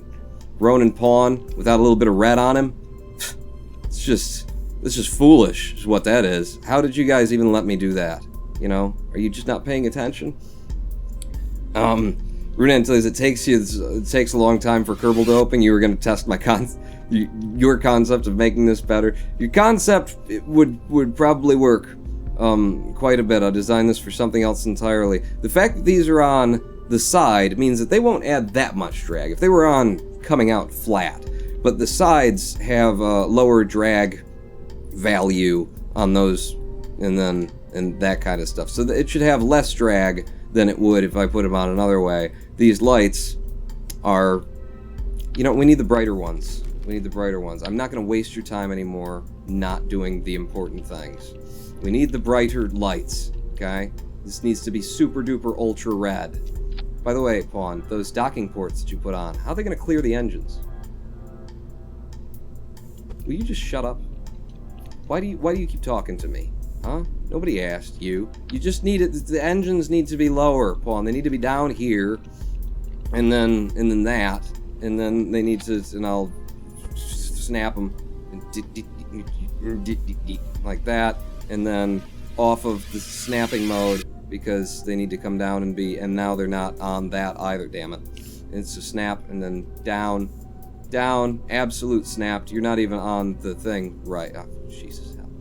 I'm not going to waste your time anymore not doing the important things, which is all lighting. You guys need to be more straight up and down anyway. By eye. There you go. No more pixelation on the thing and the others. And then can I get you to, yes, you will slide down a little bit, won't you? In the direction I want, and then in a bit, and now don't block that docking port though. On. Things have to be able to attach to it. Okay, no, I get you, but just ever so slightly above it, like so. Yeah, it's also got to look good. Don't block the electric sign there. That lightning bolt is important. There you go, that's perfectly in line. That's too close, Pawn. You can have issues later, but I can't block the electric logo on the side of the battery. Nobody wants that. Turn the lights on, pure red, boom. Boom, the darkness of the evil of the Ronin Pawn. It does look a bit evil, doesn't it? When it's just red, there's no white to offset it. Don't worry, the blackness of space will help. Or not. Yeah, like that. It's red on my belly and my ears. And that's what we got. That's how you want to do. Rechecking, I forgot to empty the liquid fuel tank, says Runan. I did, yeah, me too, somehow. I did build the thing. It is on Discord. Wait, what? What did Pawn unlock yesterday? The nuclear engine, the high-powered electrics, and anything else? Drilling resources, Mazord Exobirth. I've got all the drilling stuff that you're saying, get up there and drill. So I could have done that today, but I felt I slept so well, and right up until the live stream, I hit snooze like 19 times. So I just got in here and didn't know what the hell we were doing until we discovered that we needed a Ronin Pawn on an ad hoc space station that wasn't supposed to be a station. But it will be by the time we're done with it. 3,435 meters per second at Delta V. Runan Tillies. Your suggestion of ripping off these engines and just carrying the whole load up and dropping it probably would work pretty good. We probably won't need the Separatrons in that instance and all that. But I had an idea, which was, what if I go ahead and burn both of these Twitch liquid fuel engines while we're going up on the SRBs, and then maybe I can get away without having to add fins to the lower stage, because they will give us control authority and gimbaling. What about that? We still show 3,415 meters per second at Delta V, and that is incorrect because by the time we get up to space, so long as we still got some liquid fuel by the time we hit space, we drop the weight of these empty engines and the swivel that we brought up, and we push it even further, so we get another 100, maybe 60 maybe 60 meters per second of delta V out of that, but that just might get her to orbit, depending on drag and all the other issues that I haven't accounted for. Huh? Huh? These shouldn't block... No, they don't block the line. The lights might block the line of vessels, like if I brought up a cube vessel and was trying to attach it to there. No, because you're always going to have another docking port there, Pawn. So that would push the line out to there. It's very close to those lights, the way it is. I embed the lights any further, the way they're already embedded is kind of naff and messed up. Maybe if I just move them in and then up so that they're not embedded into that, and then in some more. Am I still getting light thrown everywhere that I want it?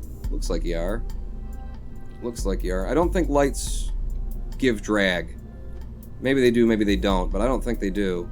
Certainly wouldn't expect them to, because, you know, they're an aesthetic choice. Really don't need to be on a craft.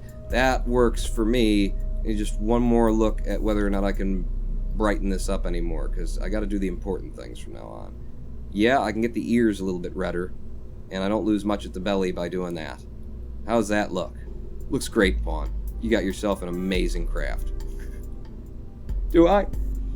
Do I? The lightning bolt lets you know the rocket goes fast, like lightning, says Maze Vortex. But that's why it's got to be visible. Oh, it's not visible anymore. How are they going to know? They'll have to look at it from this side. I get different delta V readings on the upper stage. That weirds me out, says Rune Antilles. Do you? With that out, and then maybe it's a different amount of monoprop tanks in there. I didn't really fill. How many have I gotten here? Ooh, I've got. Okay, now go back and then down a couple of ticks, down a couple of ticks, and then in, and then so there's 1, and then 2, 3, 4. I think I got a 5 stack in there. I don't know. But there you go. Maybe my installation is completely corrupt. That's perfect. I don't see any reason why that's not going to fly. We're now supporting. We're giving ourselves some control authority via the Twitches as we're going up with the SRBs. And then we switch over. We burn that as we drop those. And then we drop that when we're in space. And then all this comes off. The Separatrons push that back into make sure that it's coming down. Probably won't need it. Let's go up to the Mark III. Mark III for the onset of socialism. It took a while to get the socialism going, you know.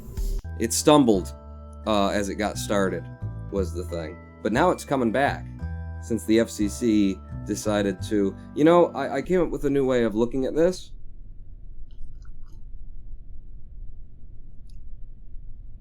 That I think you're going to love. I mean, I love it. A new way of thinking about what happened with the FCC. And that is that... And I believe this is completely technically accurate, and I also think it's just true. The FCC is currently in a state of revolt against the American people. It is a federal institution, and it is doing something that it wants to do for private reasons, and not what a 90-some%, and I mean high 90% of the American people want it to be doing. Which means the American people no longer have control over a wing of their own government, even theoretically. Which you can say, well, they don't have control over it, you know, we don't have control over it, and you would not be wrong. But at least in theory, we can say, well, democracy, and we can vote, and that sort of a thing. And you know. But as regards the FCC, no question as to what the majority consent of the American people's will is versus what they're doing. Which means that the FCC is now under control by a foreign, by something that is not the American people. And we know what it's under control by. Absolutely provable. It's under control by the telecom agencies. They've moved their people into positions of power. They have given $250,000 per campaign cycle to, on average, to basically every person in the American federal government. Okay, not just Congress people. We're talking House of Representatives as well. We're talking 535 members of Congress? 500 and something, it's 35 or in the 30s or 40s. Every one of them has received, on average, $250,000. Certain people, who is it? Have received $2.5 million in campaign cycles from them. So we know who controls it.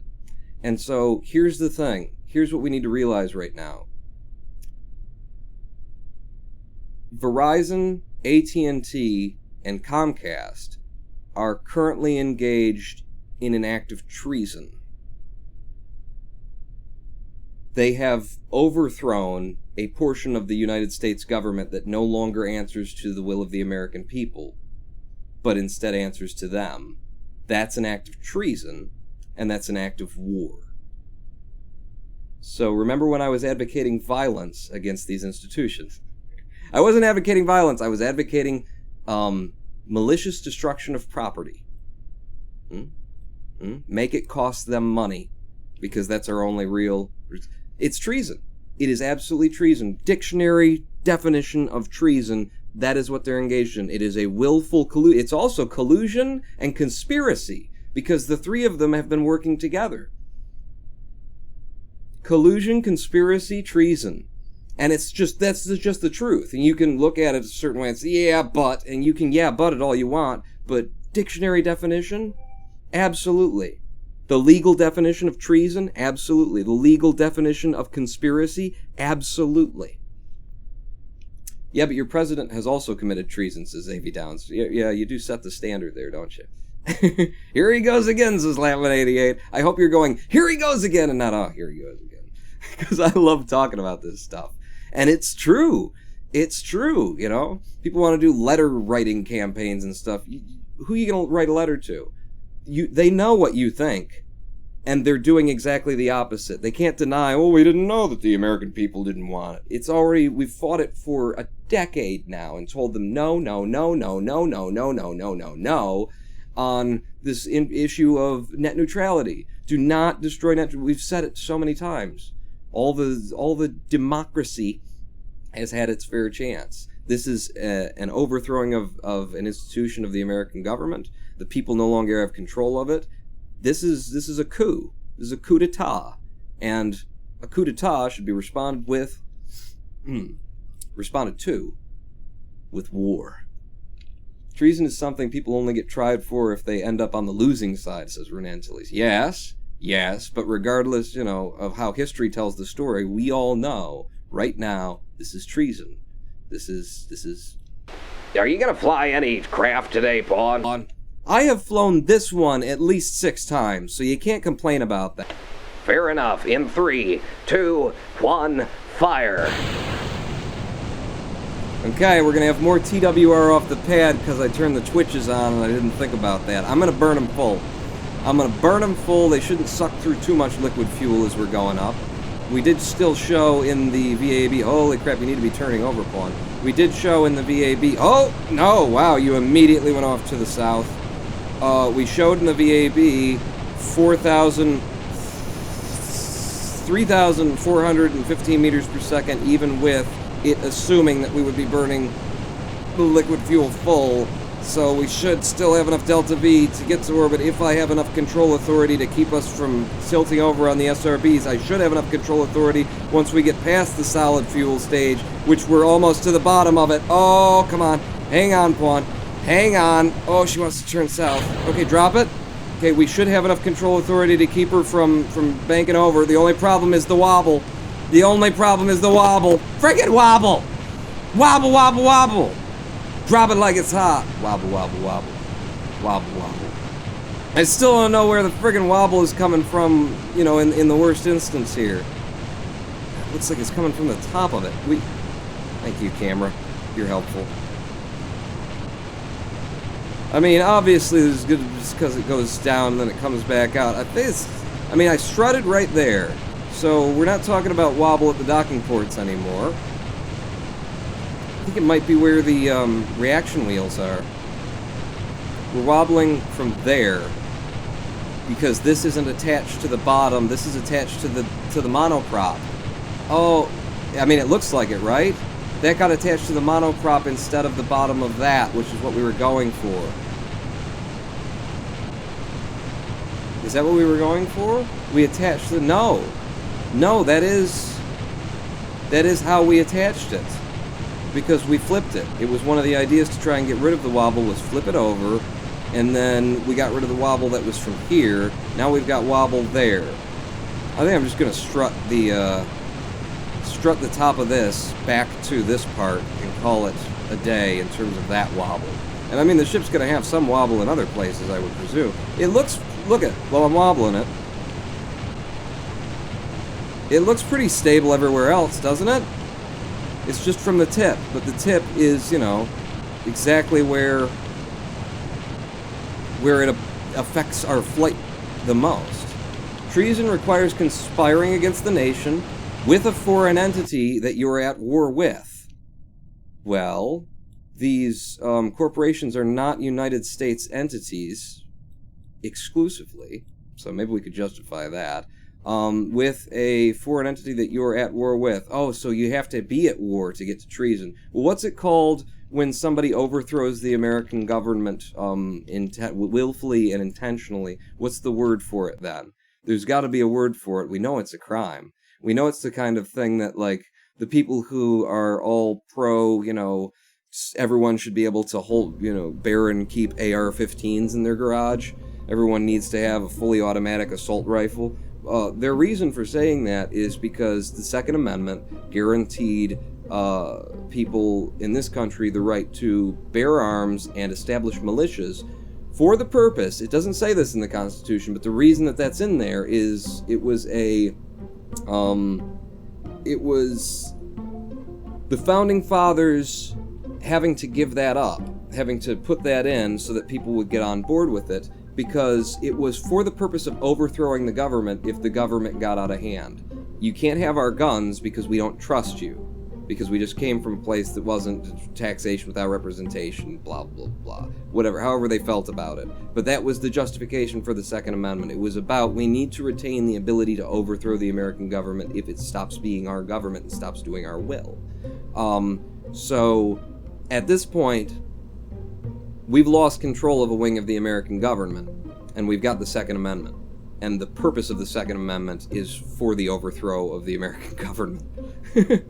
So, like, my argument at this point where I stand is, like, either way that this comes down, if logic were a thing in this world, and if even, like, the legal system functioned, you would get a small victory out of it one way or the other, because either you get the FCC back by going to war with the corporations, and you put the corporations in check, and you let them know, we're not going to go to this, we're not going to let you completely infect and overthrow our government and our democracy, or you would have to drop the Second Amendment, wouldn't you?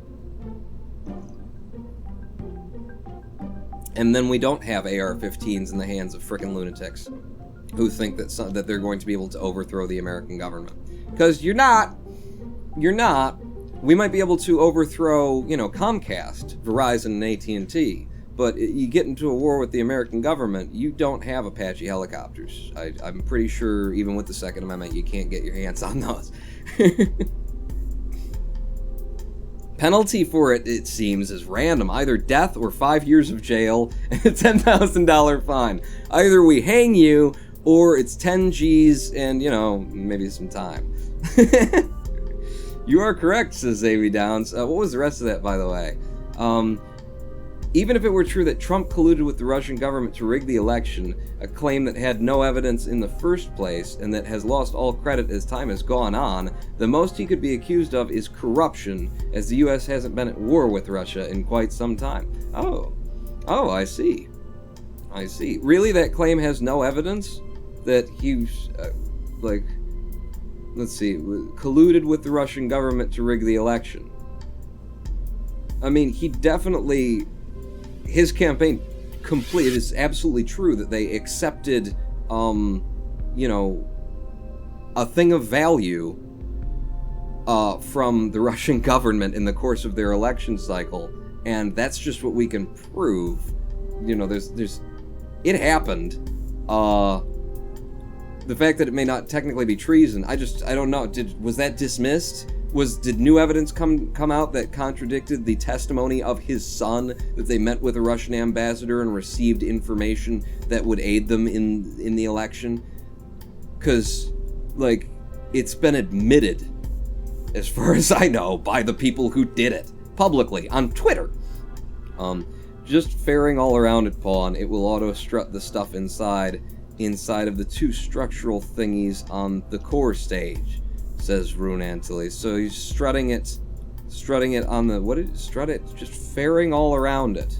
And it'll auto-strut the stuff inside. Oh, I see what you're saying. Just throw a fairing around it. Well, we've been fighting it so long. Let's give it another fight now that we've got an idea. You know, we've had many ideas about why it won't fly.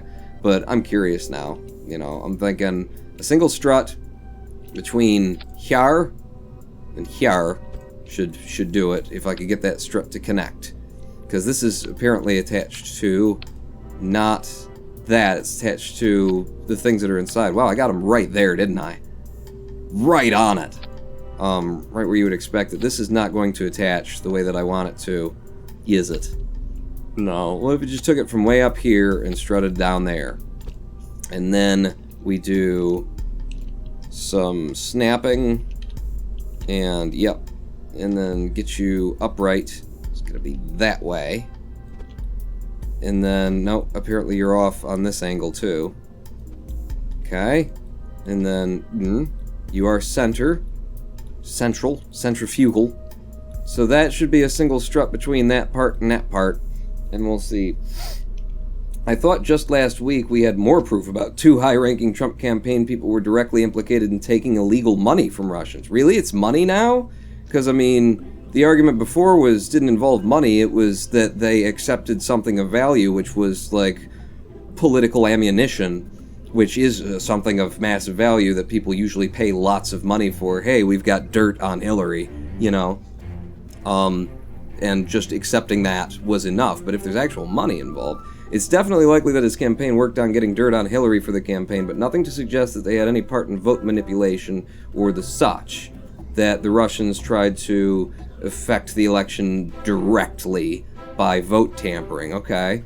If you want to count getting dirt on your opponent as election rigging and insist that it's treasonous, then both our forced choices are guilty of the same thing. What did Hillary do? I mean, it's different when it's with a foreign entity, I think is the difference. Did Hillary use a foreign entity to get any, you know, because what you're at that point doing is you're using the KGB as an intelligence gathering agency in order to get yourself elected. And that's why everyone is a little bit like, that's not something, that's troubling, isn't it? We don't want you working with, you know, Israel's intelligence service in order to secure yourself an election in the United States, because it makes us wonder who's really electing, you know, who are you working for Israel? Even if you don't think you are, you know? Did they want you in there for a reason? Clearly Russia wanted Trump in there for a reason. It's like, did Hillary use foreign information? I don't care. I didn't vote for Hillary. Wasn't going to vote for Hillary under any circumstance anyway. So I'm not saying she's... I think she is better. I will say that she is better than Trump. She would have been a better thing. But just... I don't know. I'm pretty sure that his whole administration is pretty deep in that. Like, yes, we colluded with a foreign government in order to take the presidency. Hillary's campaign also used a foreign entity to try getting dirt on Trump, says Major Lord Exelberth. Really? Not the KGB? Who was it then? Remember, that if I use as much fuel as you do, I get 200 meters per second or more out of the rocket. 3 stages to orbit is really inefficient, says Rune Antilles. So you're saying, drop this thing. You know what's really efficient about it? Is that I had the TWR to do it with the other craft. And it's pinned, by the way, in the Kerbal space program. The Pilgrim, I needed these engines on there to take it up, and it made more sense to drop them. It made way more sense to drop it. I took hours refining on that in order to get the maximum delta V efficiency. But you're saying, go ahead and do it like this on this craft because we've got the TWR, because it's a significantly lighter weight than the Pilgrim. So get rid of that, take the whole thing with me. 3468 is what we're showing now. I still need to have the liquid, these. I still need the Twitch ones. And I'm concerned about 3468 because even though my Delta V map...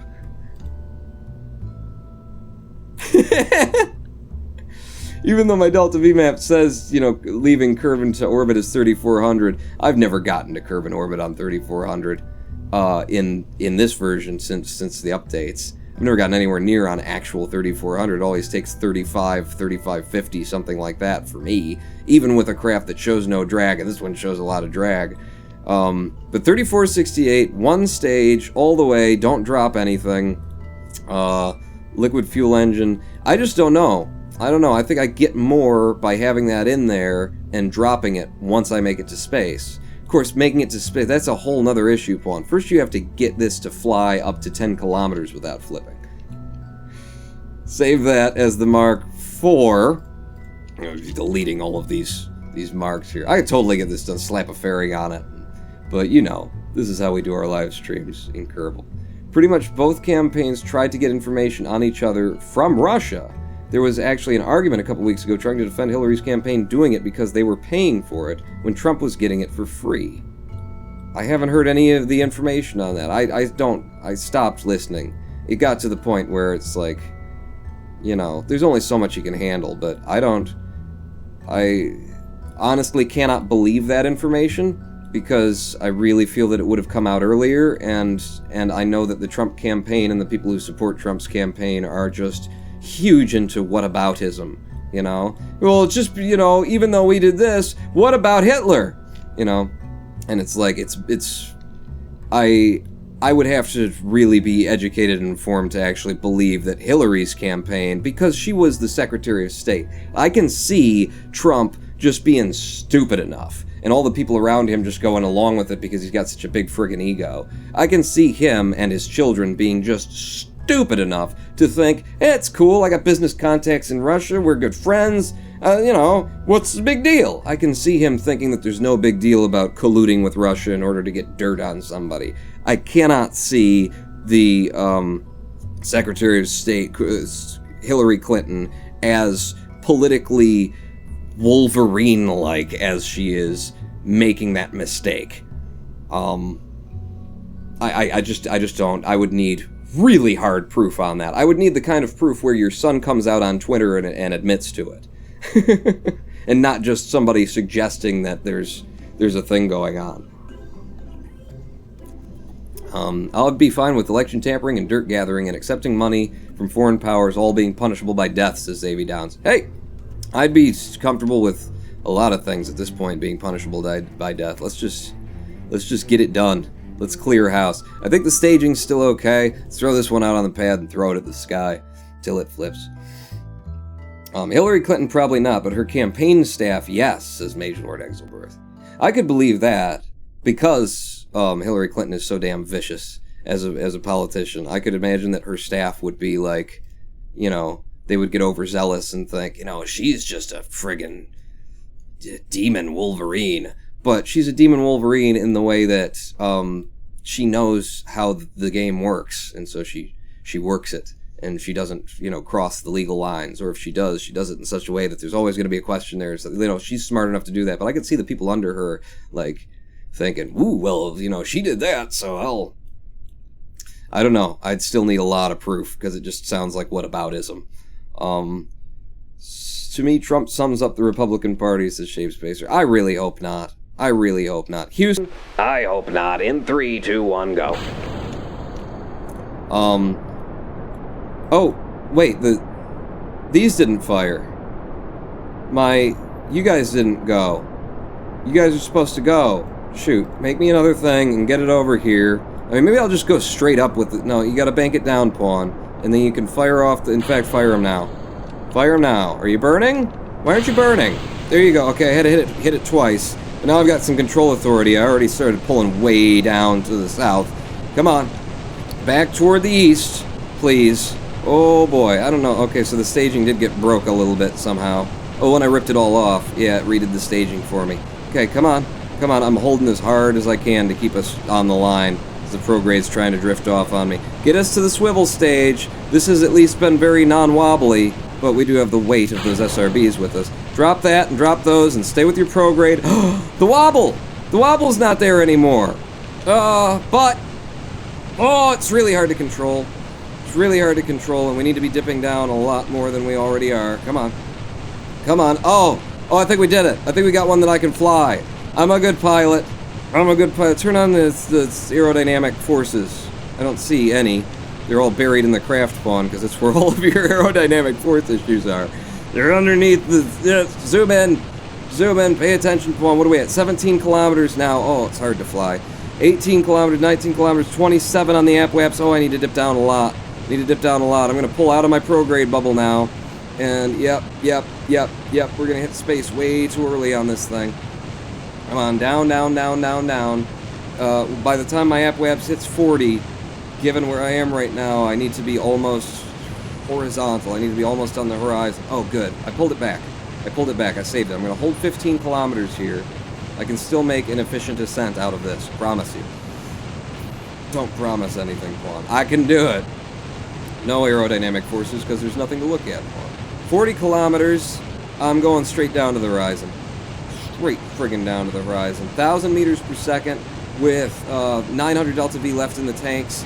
As of right now, burning dead on the horizon, just trying to make that speed before we get to space. We will find out whether dropping that, whether not being able to drop that, screws this thing over or not.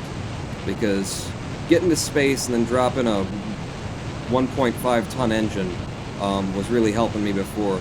Apoaps needs to start coming up now, please. It's all about the speed point. It'll come up real fast now that you're turning 2,000 meters per second. But we're down, we're out of the delta V, and Apoaps has not made space, and we don't have the delta V, and we did not make space. We made 2,100 meters per second, but we did not make space. Drag. Right? You know, the craziness of this craft. I didn't see any drag. We were already kind of in the higher atmosphere. I should have seen some kind of crazy drag on it. We can just tack more delta V on. We got one that I can fly, is the important part. And then, screw it. You got extra delta V. Go, pawn, go! Go, pawn racer! Go, pawn racer! Go, pawn racer! Go! It's totally the reason. My reputation is in peril, and I sure have a lot of that, for sure. I wanna go back to the other model now. Go back to the other model and see about that. But we needed to make space anyway. We would have had to make space first in order to be able to drop those engines. We didn't even make space there. I could have gone higher, but I felt like I came up pretty high in the first place. So I think that's just a lack of delta V. And the way that we build this craft shows me truer delta V when you're in the VAB. Yeah. This is, I have 1,750 meters per second of delta V. I didn't even go off in the direction I'm supposed to go off, because we've been just trying to get it up there. I need to go off at some kind of an angle, or else this is silliness, is what it is. Can someone in 2 or 3 simple sentences explain to me, simple sentences, okay? Just say what needs to be done. No, if the train leaves at 50 miles per hour from Chicago, nonsense. No metaphors. Simple sentences. Where would I put the craft that I'm trying to encounter in reference to me, reference to the space station? Where would I want the space station to be? Where would I want the craft to be in order to target it and burn in that direction so that I end up on something that's closer to his inclination from liftoff? You understand the question? 2 or 3 simple sentences saying, like, this guy should be at his Apoaps and you should be at his periaps. You know, explanations like that. No, like, explaining, well, because of the Oberth effect, what you want to do is you want to calculate the TWR that you read. Where does he need to be? All right. Revert back to the VAB. We need more fuel. I'm telling you, yeah, if I'm not dropping the weight of the fuel that I'm carrying up in that engine as I go, then that wasn't going to be enough fuel. I think it wouldn't be enough if I had it the other way either. So maybe I can get away with just tacking on another half stack instead of a quarter in the fuel tanks. Half stack, boom, boom. That's 3522. Now that's more like what we're used to seeing. Rex Case Cheering 5. This what needs to be done. It's Rexall, right? You put them 500 meters near each other and move towards them.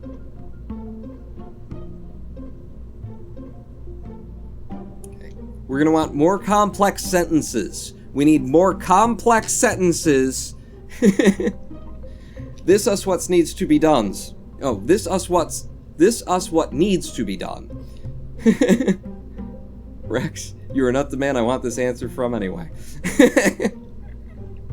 500 meters near each other.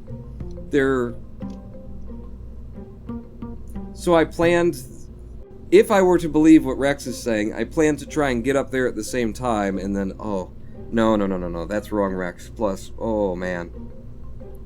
Just got a lightheaded burst. Oh, the chronic fatigue. Hi, how you doing? Ideally, you'd launch with him directly above you. Then you follow their target on the ball, which should lead you through your gravity turn. Okay. It does not matter if I am at his periaps or anything like that, would be my next question. I don't have to be at a special place. If he's, like, headed up, and I have the space center, and it's underneath him, and wherever he lines up, like ascending, descending node kind of place, although I'm not sure that even shows when you're targeting from the ground, but that kind of thing, where they cross over each other, doesn't matter where on his orbit that I am, I get him dead overhead, and then I launch, and I follow him as he goes off. Rex Gates, Turing 5, complicated. The periaps of Minmus doesn't matter, says Rune Antilles. We were talking launching to Minmus? You want to launch at the Pint KSC is where this... No, Rune Antilles, no. That's not... We're not going to Minmus. Who said we were going to Minmus? We're going to the ship that's in orbit, odd orbital inclination, very high height, over, where we are right now.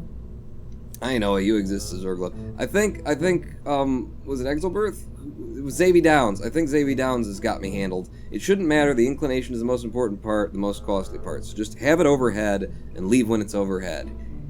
Got it. We're going for an ascending node, descending node, kind of where the two things cross. When he's right over me, then I go up and I follow him. Good. What was I doing here? You were adding fuel. Did I do it? You did, Pawn. Okay. Shall we take this to orbit? I don't know. Kind of want to put that thing back on. You know? N.Korea, Turing 5. Can't we just go to the sun? Probably. And we've got nuclear engines now. We could do that. If we are going to another ship, the same thing applies. Launch when KFC is in the orbital plane. See, Rune Antilles didn't listen at all. I said simple, without mentioning the Oberth effect. Simple sentences. Thank you, Xavier Downs. Thank you. What am I doing? I need the coupling, and then I just want to see the difference there. That is reporting 3522. I put this on, okay, and then I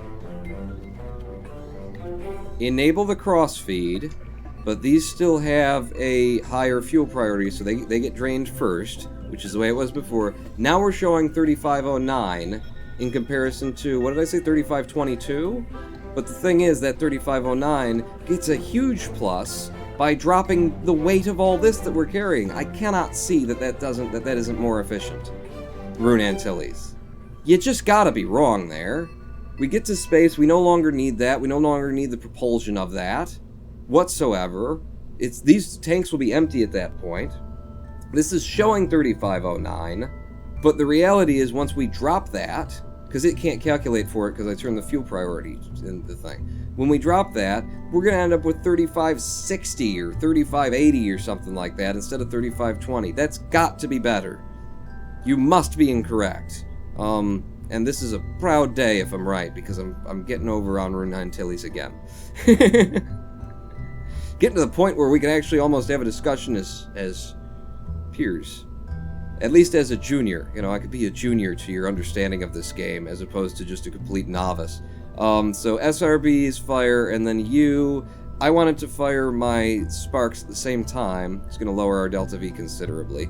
But I'm going to because we need it for control. Down to 3457 doing that. But again, we got more delta V there than it's showing. So we do that, and then we drop that as we fire up that engine. We drop that whole lower stage, and then when we get up there, boom, boom, boom. That is correct. We're up to the Mark friggin' 5 here. Mark friggin' 5 is what it is. And The cheers are rolling in. Noah cheering 5. You need the wrong cheer, you doofus. You read the wrong cheer, you doofus. That was Rex's cheer. What? Cheer 5, and now I'm cheering more to tell you that. Cheer 5, damn it.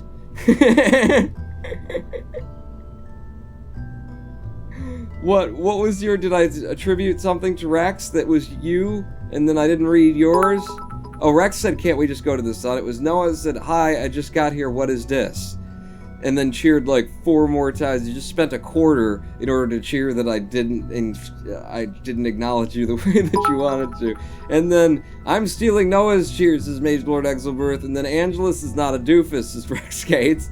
Remember, the only issue we have seen is flipping out. DV is still more than enough. It wasn't more than enough on the last fight, Rude Antilles. You went away and got biscuits. You're munching on biscuits. And you weren't paying attention. Can I have some biscuits? I didn't eat anything this morning. I've just had coffee. This is the Mark V, and I tell you what, people. Get me the hell out of the Space Center. We're gonna put ourselves in a position where if I have to keep launching this thing over and over, that what we're trying to link up to, that ship in the eccentric orbit, is going to be in the right place for us to launch. That's what we want here. Mage Lord Exelbirth cheering 5. How many more cheers before you start going insane? Thank you for the compliment. Thinks I'm sane. Sweet. That's sweet. So here's the Space Center. It's in the shadow right there. So if I roll time forward a bit, we want to get this guy somewhere over the Space Center, and it's not going to happen on this go-round, is it? No. No, wait a second. You said directly overhead. How about directly underfoot? We're going to try directly underfoot. I'm going to go underfoot instead of overhead. It should work the same way. And it's not directly, but it's as close as it's going to get. It should be directly overhead, Pawn, so you can be on the right orbital plane and not have to switch everything over. Oh, who's cheering that I'm not reading? Cheer 30 from Rex. Did someone say biscuits? Use lard or butter. That's the key. No one even saw my Better Off Dead reference. Oh, I'm sorry, the glaive. Hello, the glaive. Noah Craw, it's got ears to look like the little rodent pawn figure that blasts off in his intro. I suggested it. Yes, Xavier's been the most helpful. This whole live stream. Mystery biscuits to Xavier. Mystery biscuit. Pawn, did you know now you can put navigation markers with CurbNet now? Oh, you mentioned that, didn't you? What do you mean navigation markers? You said I could make flags or something. If on his trajectory, or, how would I do such a thing? I don't know, I'm not that. Let's cheer 5. More nukes, Pawn! More! I'm losing track of the cheers. You are making me go insane. Anus Lord says, more nukes, Pawn. And then Rex Gates cheers 5. Those are expensive. Do they cost a bunch of money? I didn't even look at the money. I saw how much they weigh. They're expensive that way. For marking the KSC, for example. So I put little flags down, on the KSC. We've got one. It's right. Damn it. It's right there, and I already addressed this, Xavier. I said it doesn't really help me because the flags that it puts down are friggin' invisible. But maybe if there's, like, double-click, right-click, middle-click, left-right click, purple-click, double extra, it's triple-click. Is there a button up here for dropping them? Is there a down here, Kerbal,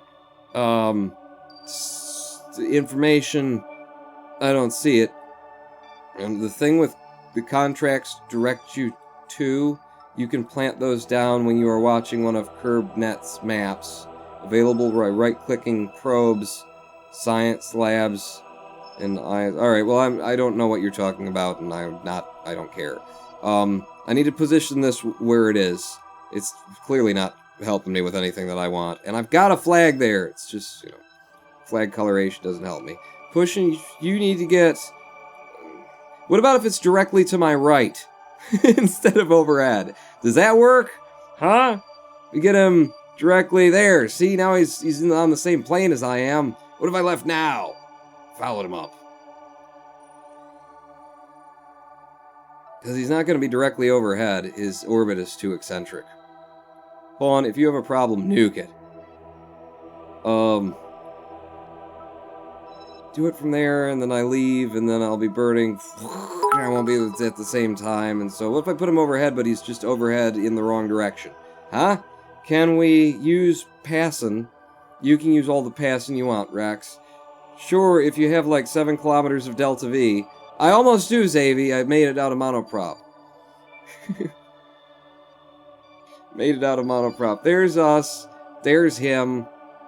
I mean, he'll be directly overhead as of now.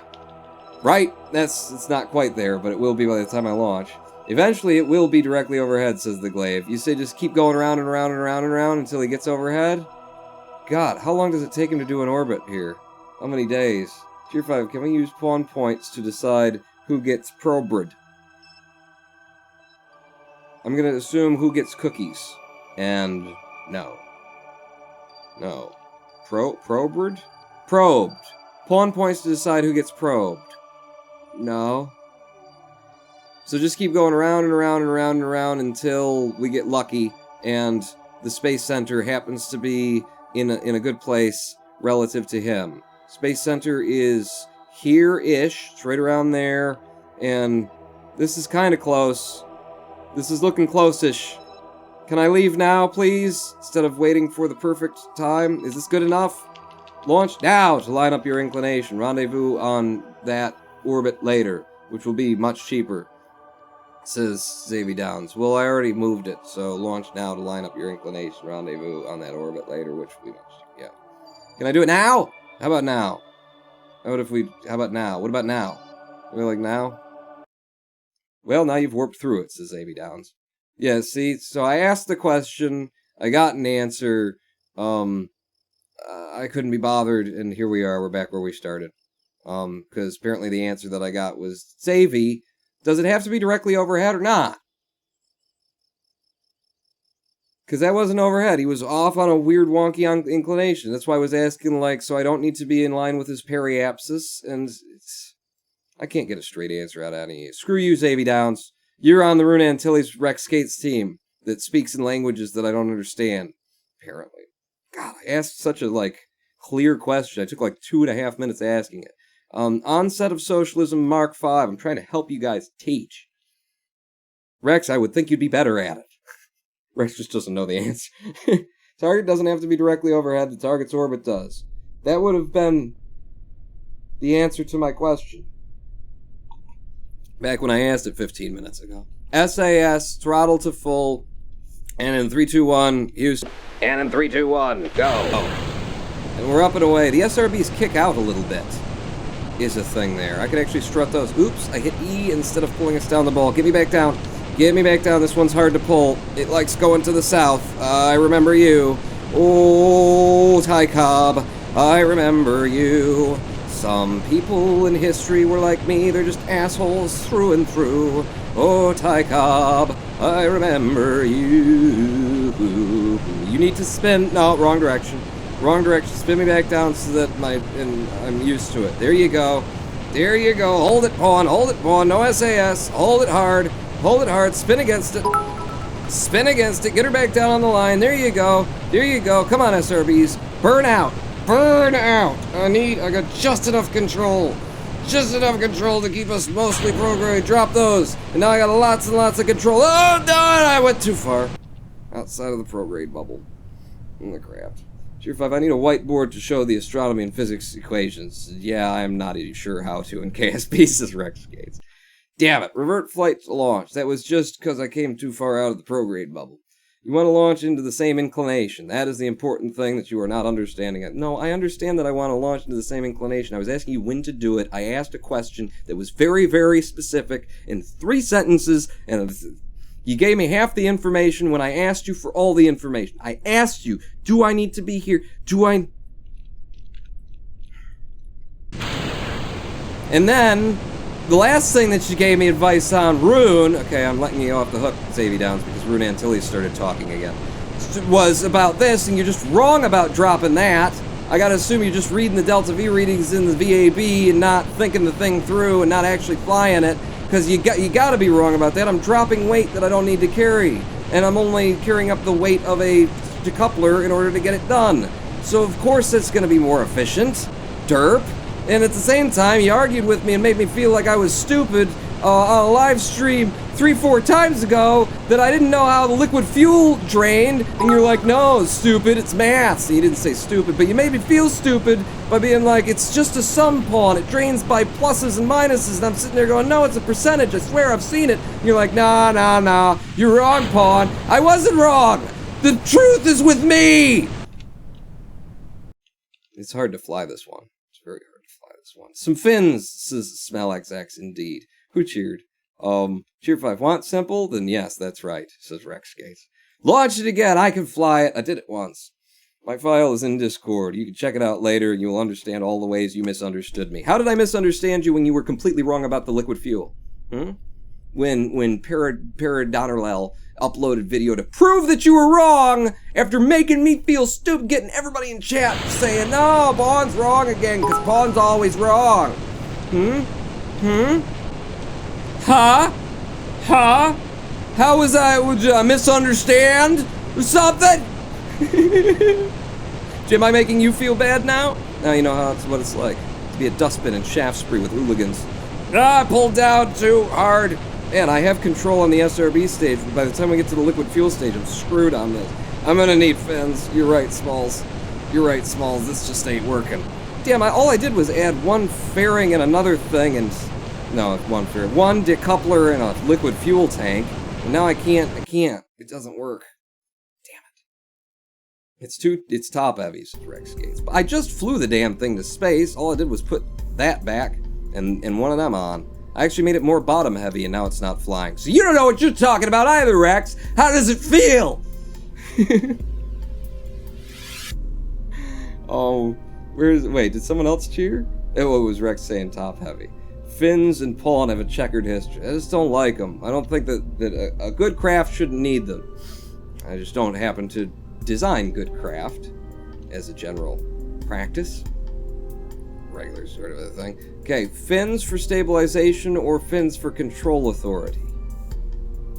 If I put fins on for control authority, then I could take my Twitch engines off of here. And then I put on fins that actually can issue control authority, and then we'll save some Delta V, even though we'll be adding some weight. I think Pawn needs some therapy for his anger issues, says AB Downs. I need some therapy for being made to look foolish, more foolish than I am, by people making claims wildly that are inaccurate and incorrect and like arguing with me about it and oh, but you just don't understand. You said the same friggin' thing. Not Xavier Downs. Rune Antilles, you sat there and made up a friggin' metaphor that I refused to read in chat to try and explain to me how it was an additive fuel thing instead of a percentage one, only to be proven 1000% wrong after the live stream by Parallel. And now here you are talking about how you just don't understand about how if you carry up more weight. I can't trust you. How can I trust you after that? Huh? How can you trust you after that?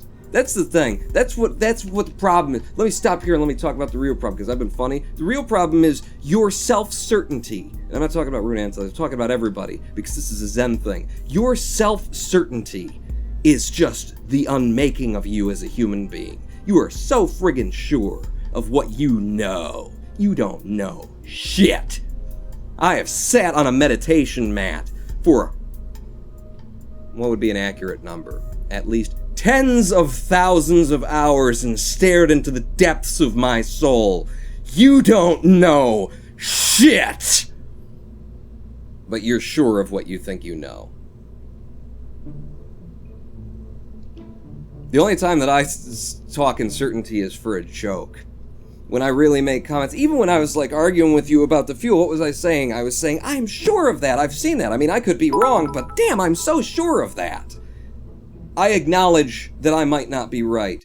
This chat, and most human beings as general, do not acknowledge in their language that they might not be right because you are just so sure of yourself. Or even when you're not sure of yourself, you just won't acknowledge that you're not sure of yourself. You know how much better the world and your relationships with people get when you start using words like, I think, or I'm not sure but, or It's probably, but don't take me, when you just add a little bit of uncertainty to your language when you are uncertain, it helps so much and makes you so much more trustworthy later, because you acknowledge that I'm not sure, but I think it's this way.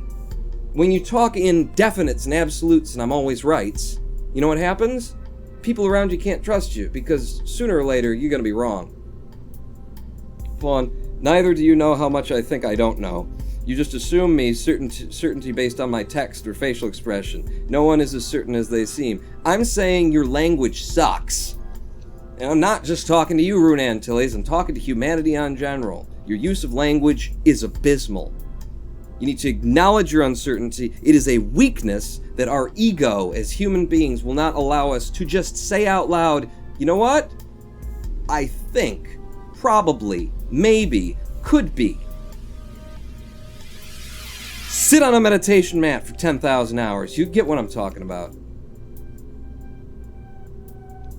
You'll see it. You'll see it happening in yourself. Like, what happens is, I'm talking about it because, I have watched it myself, and I'm not saying I still don't do it occasionally and say, no, I know that has to be that way.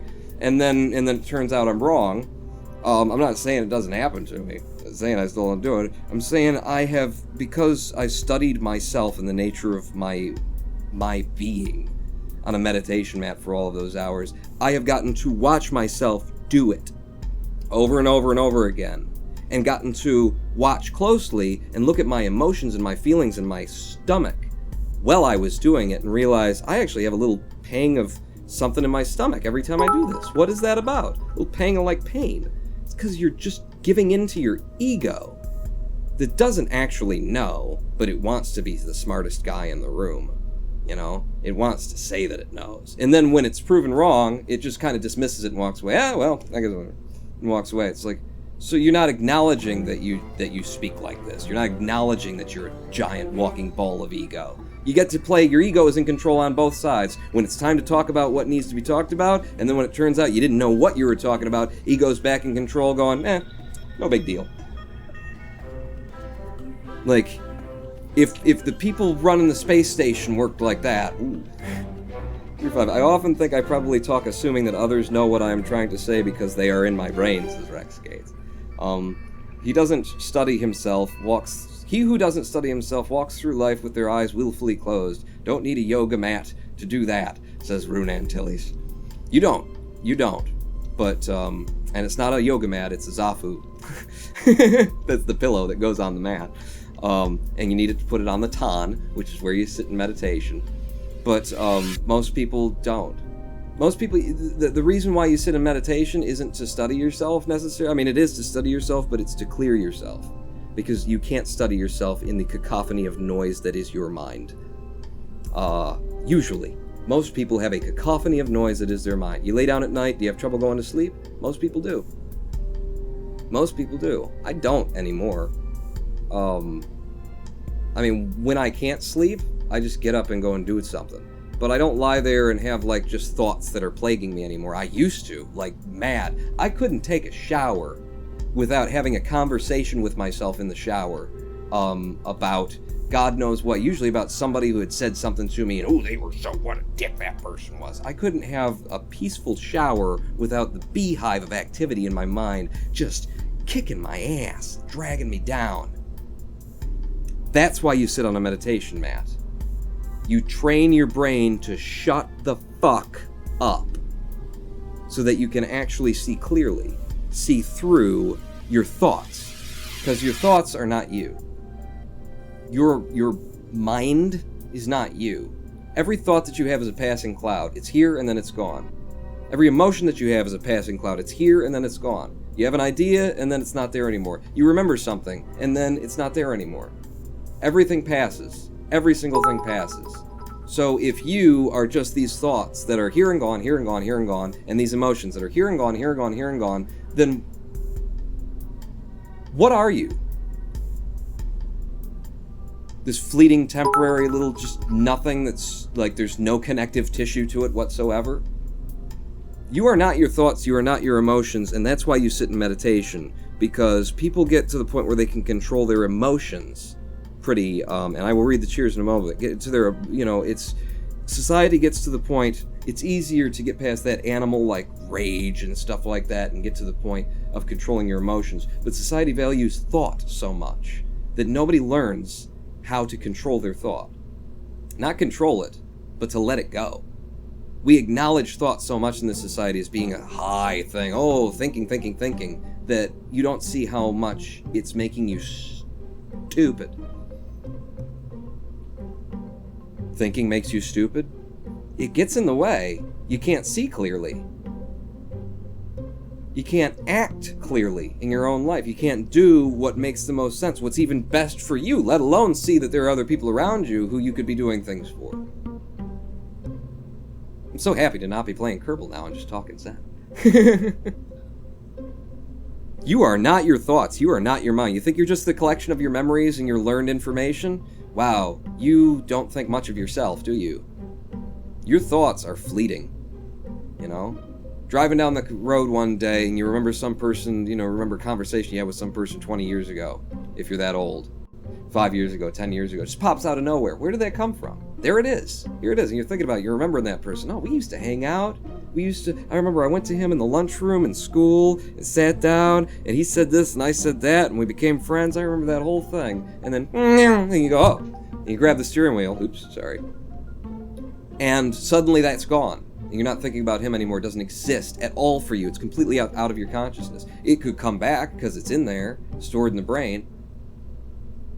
How can you possibly believe that you are your thoughts?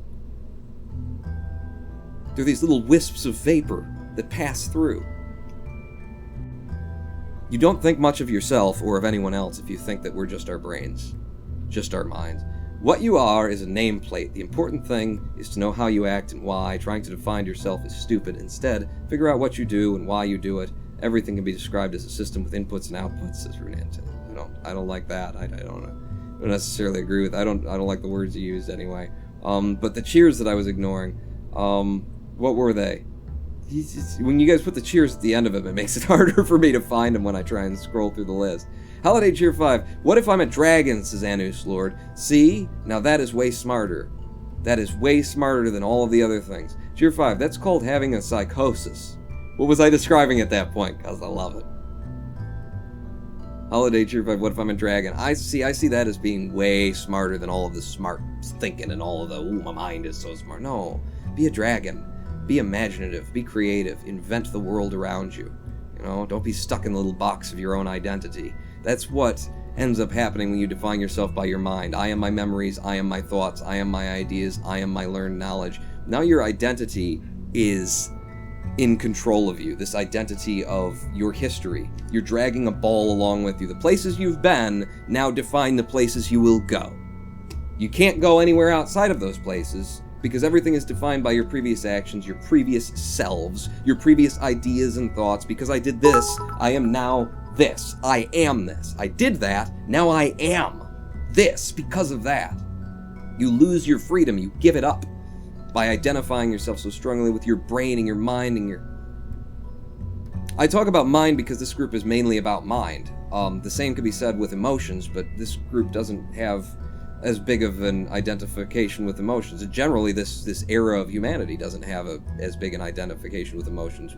We see them as, what they are, which is passing, fleeting things, and, try not and get caught up in them, but don't ignore them, and don't try and stop them.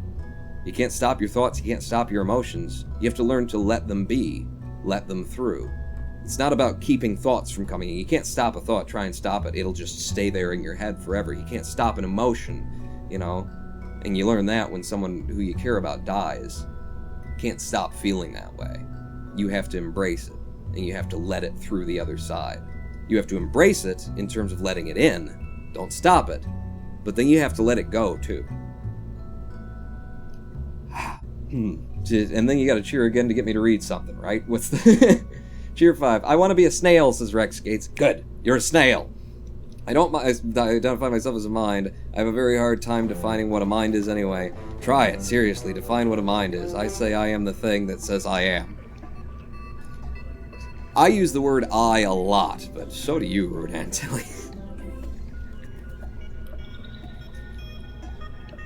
Because what I would say is, if I were going to psychoanalyze you, and I shouldn't be doing on a live stream, I would say you really want to be right. Really want to be right in everything. Which is, it's not a bad, thing to have in your belly. You want to be true and correct and on course, but you want to be right in a way that people know that you're right. Which is why you keep talking about whatever comes up, you want to find the right thing to say and say it.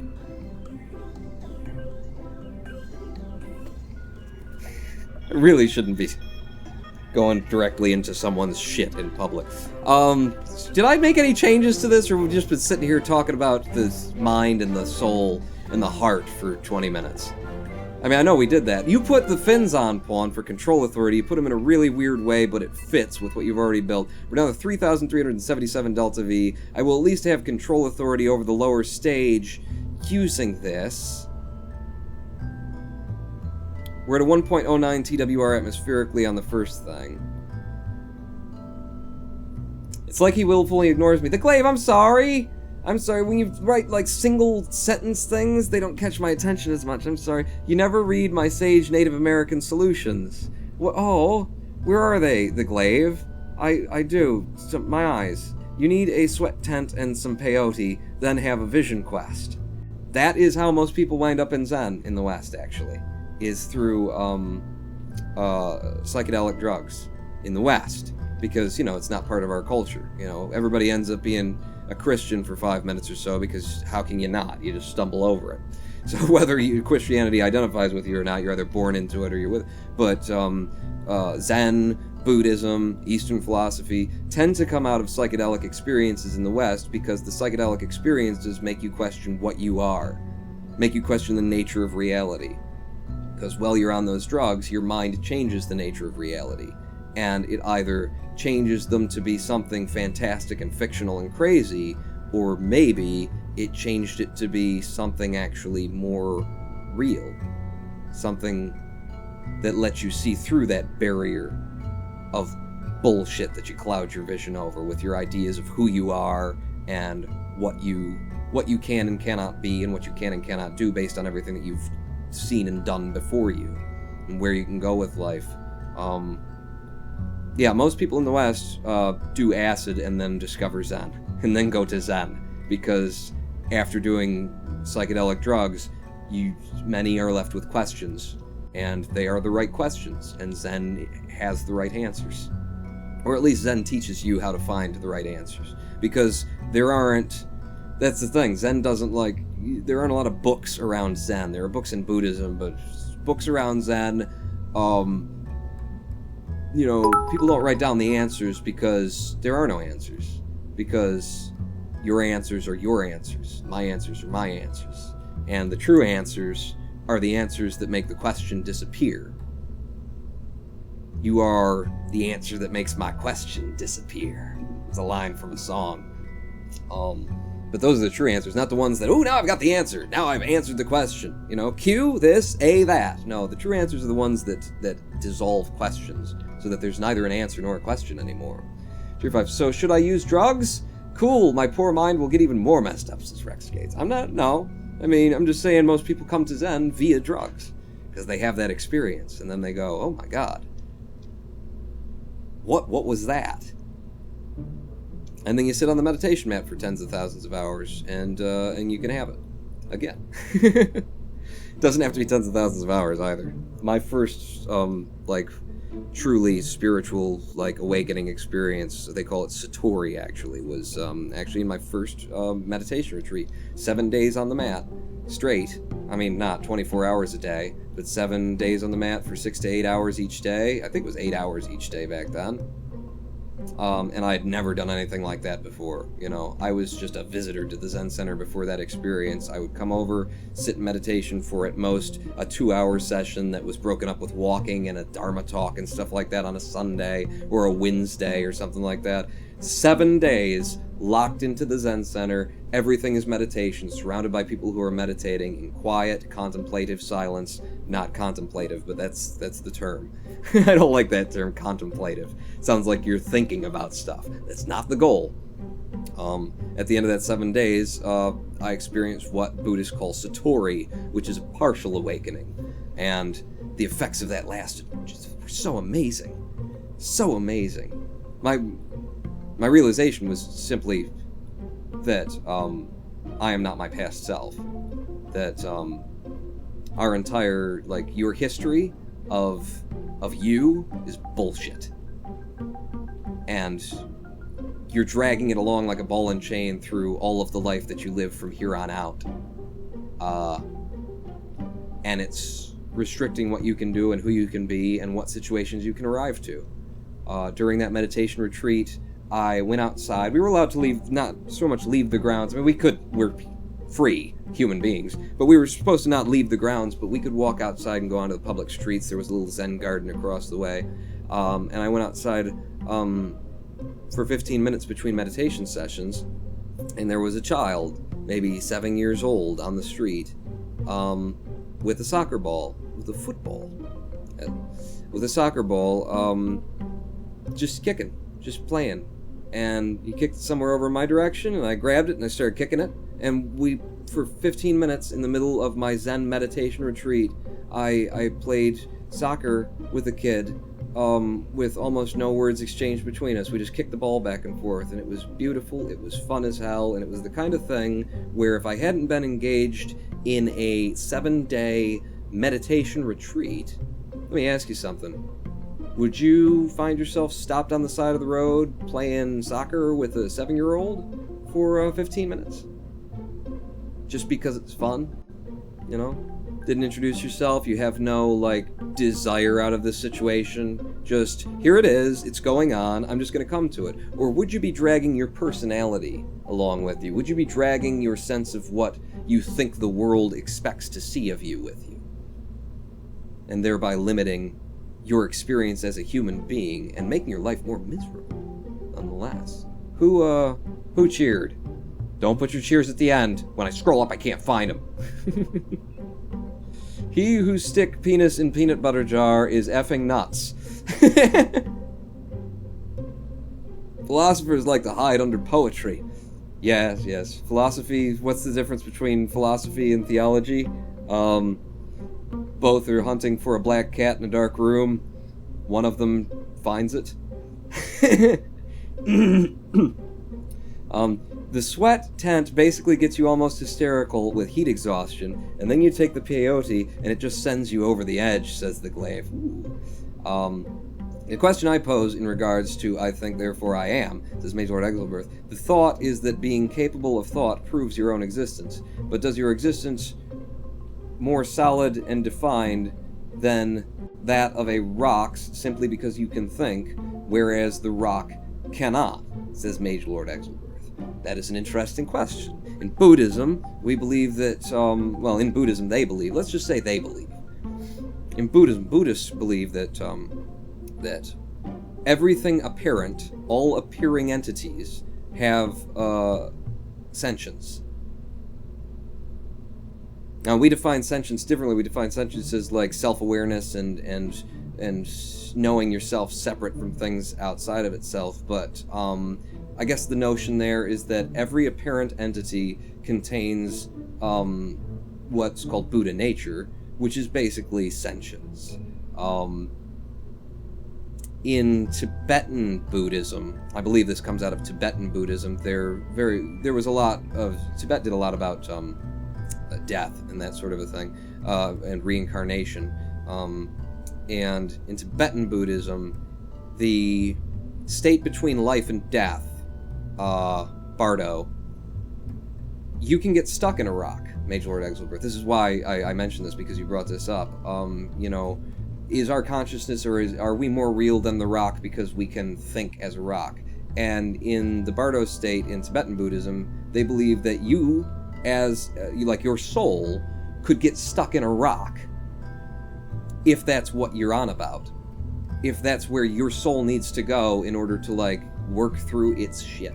and there's no soul in Buddhism. Well, I mean, my teacher hated the word soul, but I think it's the closest thing to it. But, your consciousness, your entity, the seed of what makes you you, can go to anything that it needs to go. And in Tibetan Buddhism, in that Bardo state, the idea is that if you still carry with you certain kinds of fears, you're going to be driven to a place that you think is safe. And so, in the folklore mythos, there are, stories of Zen students who, became terribly afraid when they entered the Bardo state and ended up, taking solace in a place that in the Bardo state looked like it was safe because it had a different form, from their perspective, in a spiritual state. It looked safe, it looked warm, it looked inviting, and it turned out to be a statue. And they were stuck in a statue for thousands of years. Doesn't mean their consciousness is locked in there. It just means you are now in the act of being a statue for however long it has to be. It's weird. I'm not saying it's something to be believed, but I like what it says about that. What it says about the rest of the world. That every single thing that appears to us, that we experience it all, as well as those things that aren't, has a mote of consciousness, of sentience, of awareness. Even if it's not apparent, even if it can't actuate it, even if the thing itself is not aware of it, it's there. The seed of life is in everything. To the rock, the whole thing is irrelevant, says Renan Tillies, and I would believe that as well. The rock has the sentience, but the sentience is not our form of sentience. It isn't a self-doubting, self-criticizing, self-aware, internal, external kind of sentience. It's something else. But you were saying the rock can't confirm its own existence. I say that is a ridiculous sentence, because the rock doesn't think, therefore it will never have the doubt. See, you're locked on the physical plane there, aren't you? The rock just wants to know if you can smell what it is cooking, says the glaive. Yes. See, I love that. I like those comments better than anything. I like you guys making fun of the depth than... Igneous rock is real, but sedimentary and metamorphic are totally not real, says Monster Hunter Banjo. A lot of sediment used to be alive, says Metaphorical. Hey! So a rock would know it is a rock, says Robotic. I don't know. It's not worth really wasting your time thinking about it. What is a soul, Pawn? See, that's why we don't like to use the words. That's why my teacher hated the word soul. I do have my idea of it. It's just my idea. Because my teacher hated the concept of it. Because in Zen, we don't believe in the idea that you to through death. That you go, it's not like, oh, you go to heaven and then... No. But there is something of you, there is an essence that persists through death. How can we have reincarnation if not? And my teacher actually liked calling it rebirth instead of reincarnation. My notion of that, my idea is that you're not you, when you die and are reborn through rebirth, reincarnation. It's not you, but the mote and the essence of what became you, the seed of you is there. This has to do a lot with what I was talking about, Tibetan concepts of life, death, Bardo state, reincarnation, but in the way that you are drawn to whatever it is that you're drawn to. In fact, I believe Tibetan Buddhism would acknowledge that the only reason that we become human is because we're kind of caught up in our sex. Kind of caught up in sex and fear. Fear and sex would be the two things that get you to Earth, which is why you end up, heading toward a womb from the Bardo state instead of going on to any other form of existence that might exist in the universe that we are unaware of. That isn't apparent or visual. My idea is that you become you because of that seed, okay? I became the kind of person I was. I grew up angry, and you see a little bit of that every now and then, but I use the anger now instead of being used by it. I grew up very angry. It was just in there. It's in my family. My uncle warned me about it, actually, at one point, because he said, it's in our blood, the Tuzian blood, we run hot, be careful, man. You are going to run hot, you are going to get angry, and you are going to say things and do things that you are going to regret. Be careful about that. And thank God I did manage to get it more or less under control via the help of a lot of very actually, my Christian school helped a lot. Went to Christian school for 2 years, 6th to 8th grade, and my teachers and being in that environment, and yeah, they reinforced a lot of good things and pushed down a lot of bad things in me. But that was just in me. So why was that anger just in me? Because that's at the core of my little seed in the cosmos. My little seed of consciousness that exists whether or not this body exists, that exists in a quantum state, if you'd like to call it. That is always going to emerge whenever I take on a form, until or unless I drop it entirely. Because that's just part of the way that my seed grows. I think of it as DNA, replicating and creating a form. That's all I'm really talking about here, is that there's a quantum DNA, an invisible DNA that exists non-corporeally, that, because of the shape and the nature of it, becomes something else. And through the course of life, I managed to get my anger under control. It's going to be less of an issue the next time around, if I happen to come back as a human being in reincarnation. That would be the notion that I have. It's going to be less of an issue because I worked on my DNA. Every life you're improving the formula here.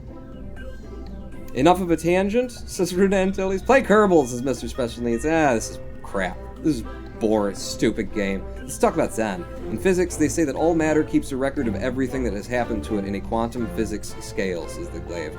The more that I understand about the new physics, the newest new physics, the more I go, yeah, Buddhism's been saying that for 2,600 years.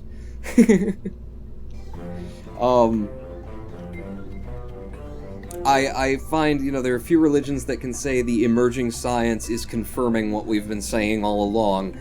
And Zen is one of those things. And Zen, if something comes along and just blows it out of the water and disproves it, Zen will be like, oh, okay, I guess we had it wrong. Because it's not a religion, it's a practice. It's just that a lot of religious things have emerged around that practice. But yeah, the more that I understand about the newest physics, the more I watch space-time and stuff like that, I'm like, yeah, this is... I had to go to a monastery to learn this stuff. This is part of what you sign up with the Pawn stream. This is amazing what I was...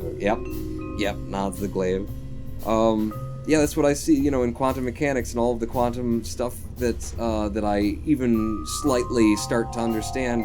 The notion that you can have two particles that are inextricably linked, two electrons whose spin and rotation are inextricably linked no matter how much distance is between them, that time, space, and distance mean absolutely nothing to those two particles.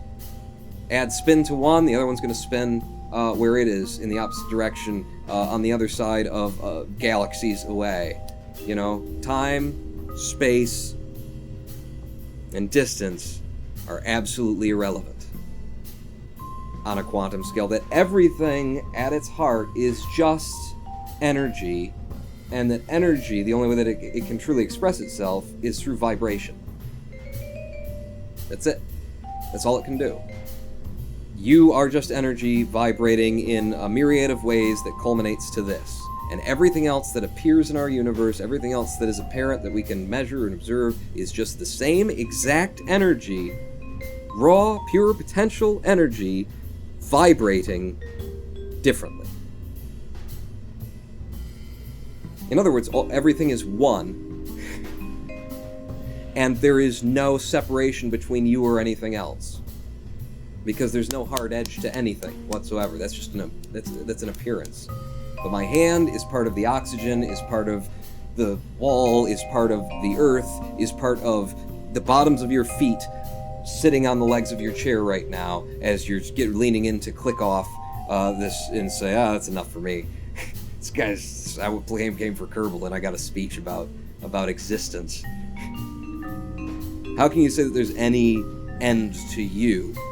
You are everything, and everything is you. There's no distinction there. So how can you just be your mind and your thought, your ideas, your emotions, and all that? Quantum mechanics teaches that, in my opinion. Continuity of patterns is doubtful. Myself, I subscribe to the idea I am always dying and becoming someone else that remembers the same stuff. So I say you never really cross the same river. Okay? I'm gonna zen myself to sleep here. I could watch Scott Manley for that. Mr. Special Needs.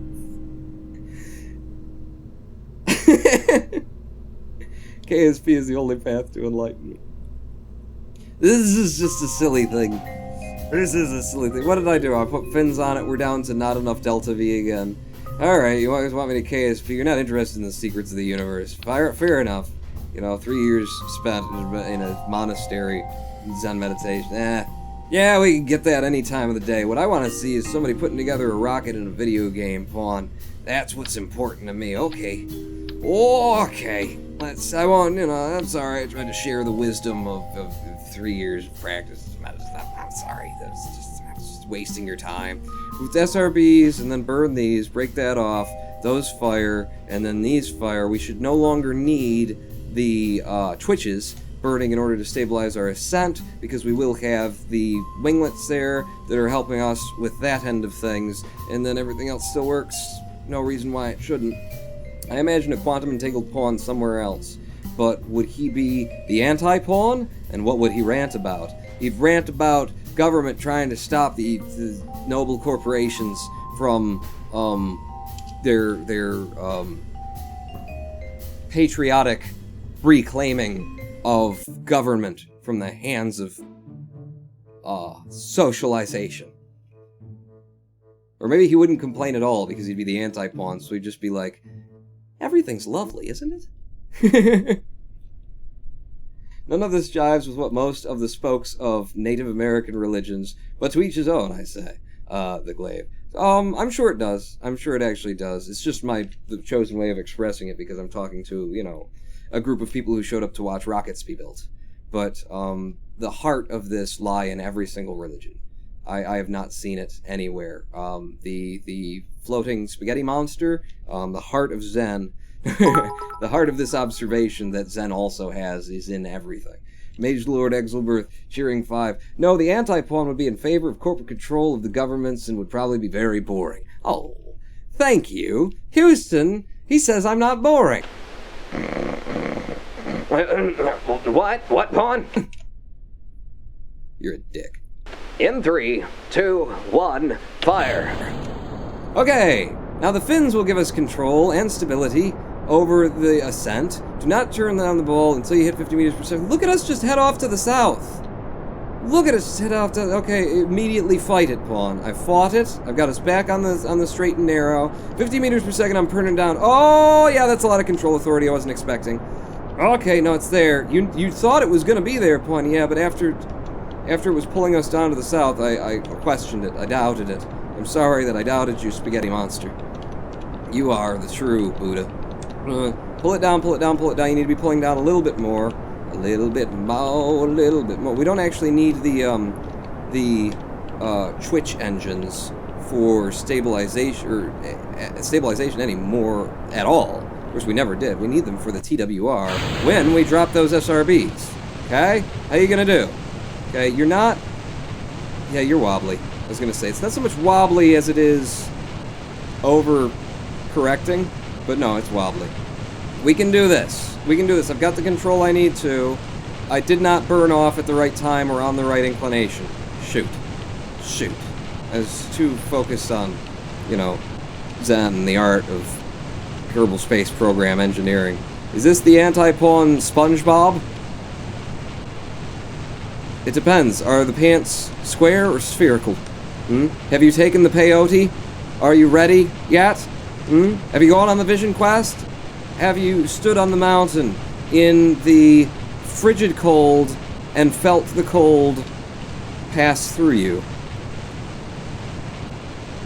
I've had that experience on Zen Master Roshi's mountain.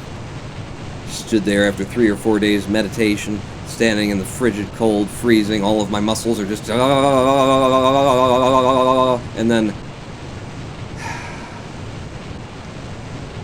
perfect calm, perfect peace, perfect stillness passed right through me. The self is false, there is only the universe, we are all part of the universe. Tiny, useless automatons floating around. Tiny dots on tiny dots, nothing relevant. Cogs in a great machine designed for an unknowable purpose. I can get on board with that, nature. That's a good. I'm for that. There is no self.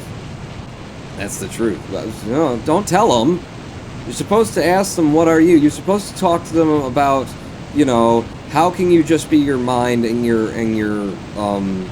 emotions, and then you get them thinking about that. It sticks in the back of their mind, and like 6 to 9 months later, something comes up and it suddenly cracks through, and boom, they have a spiritual awakening moment where it all goes, I'm not my mind and my emotions. Oh my God, there is no self. I am everything. I am everything, simply appearing to be one of the... I am myself, observing myself.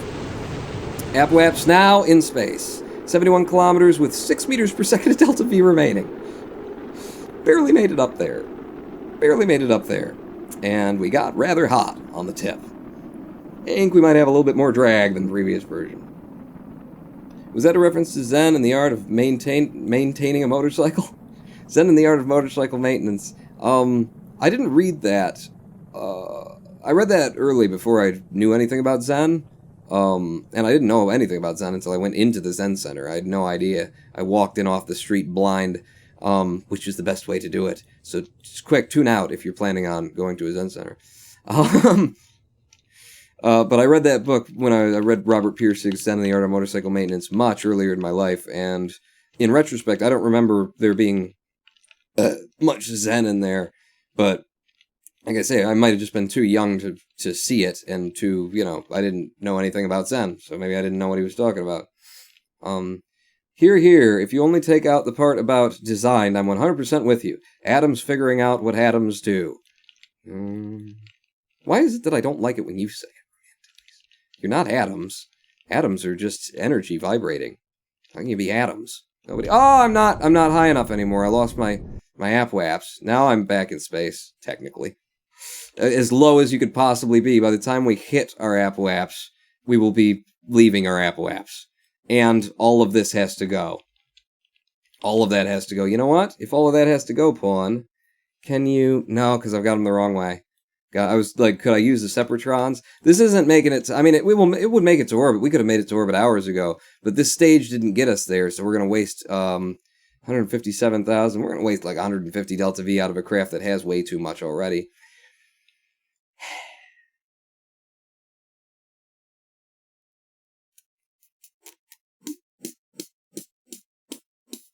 We are all stardust, says Mage Lord Exelburn. Wait, there is no self, but there is a pattern that endures and becomes something else after death. Now I really don't get Buddhism. Well, it's not necessarily Buddhism. You don't have to identify with it or identify a religion with it, but that's just what I said. That's just what I said. And the inherent contradictions are exactly what needs to be stared at. The hardest. Again, one of the reasons you sit on the meditation mat, because the inherent contradictions, the black is white and white is black, of the nature of reality are exactly what needs to be looked at and acknowledged and understood. Because here's one that should bother you then, if that one bothers you. Any question you have, you must contain the answer. You must contain the answer to any question that you yourself have. Break it off, and go. And that... What? Why did you stop burning? I didn't tell you to stop burning. Because a question is just one half of a thing. The answer is the other side of the coin that is the question. The question is one side of the coin, the answer is the other. So you cannot have a question that you do not contain the answer to. One thing cannot exist without the other. Light does not exist without darkness. Darkness is nothing without light.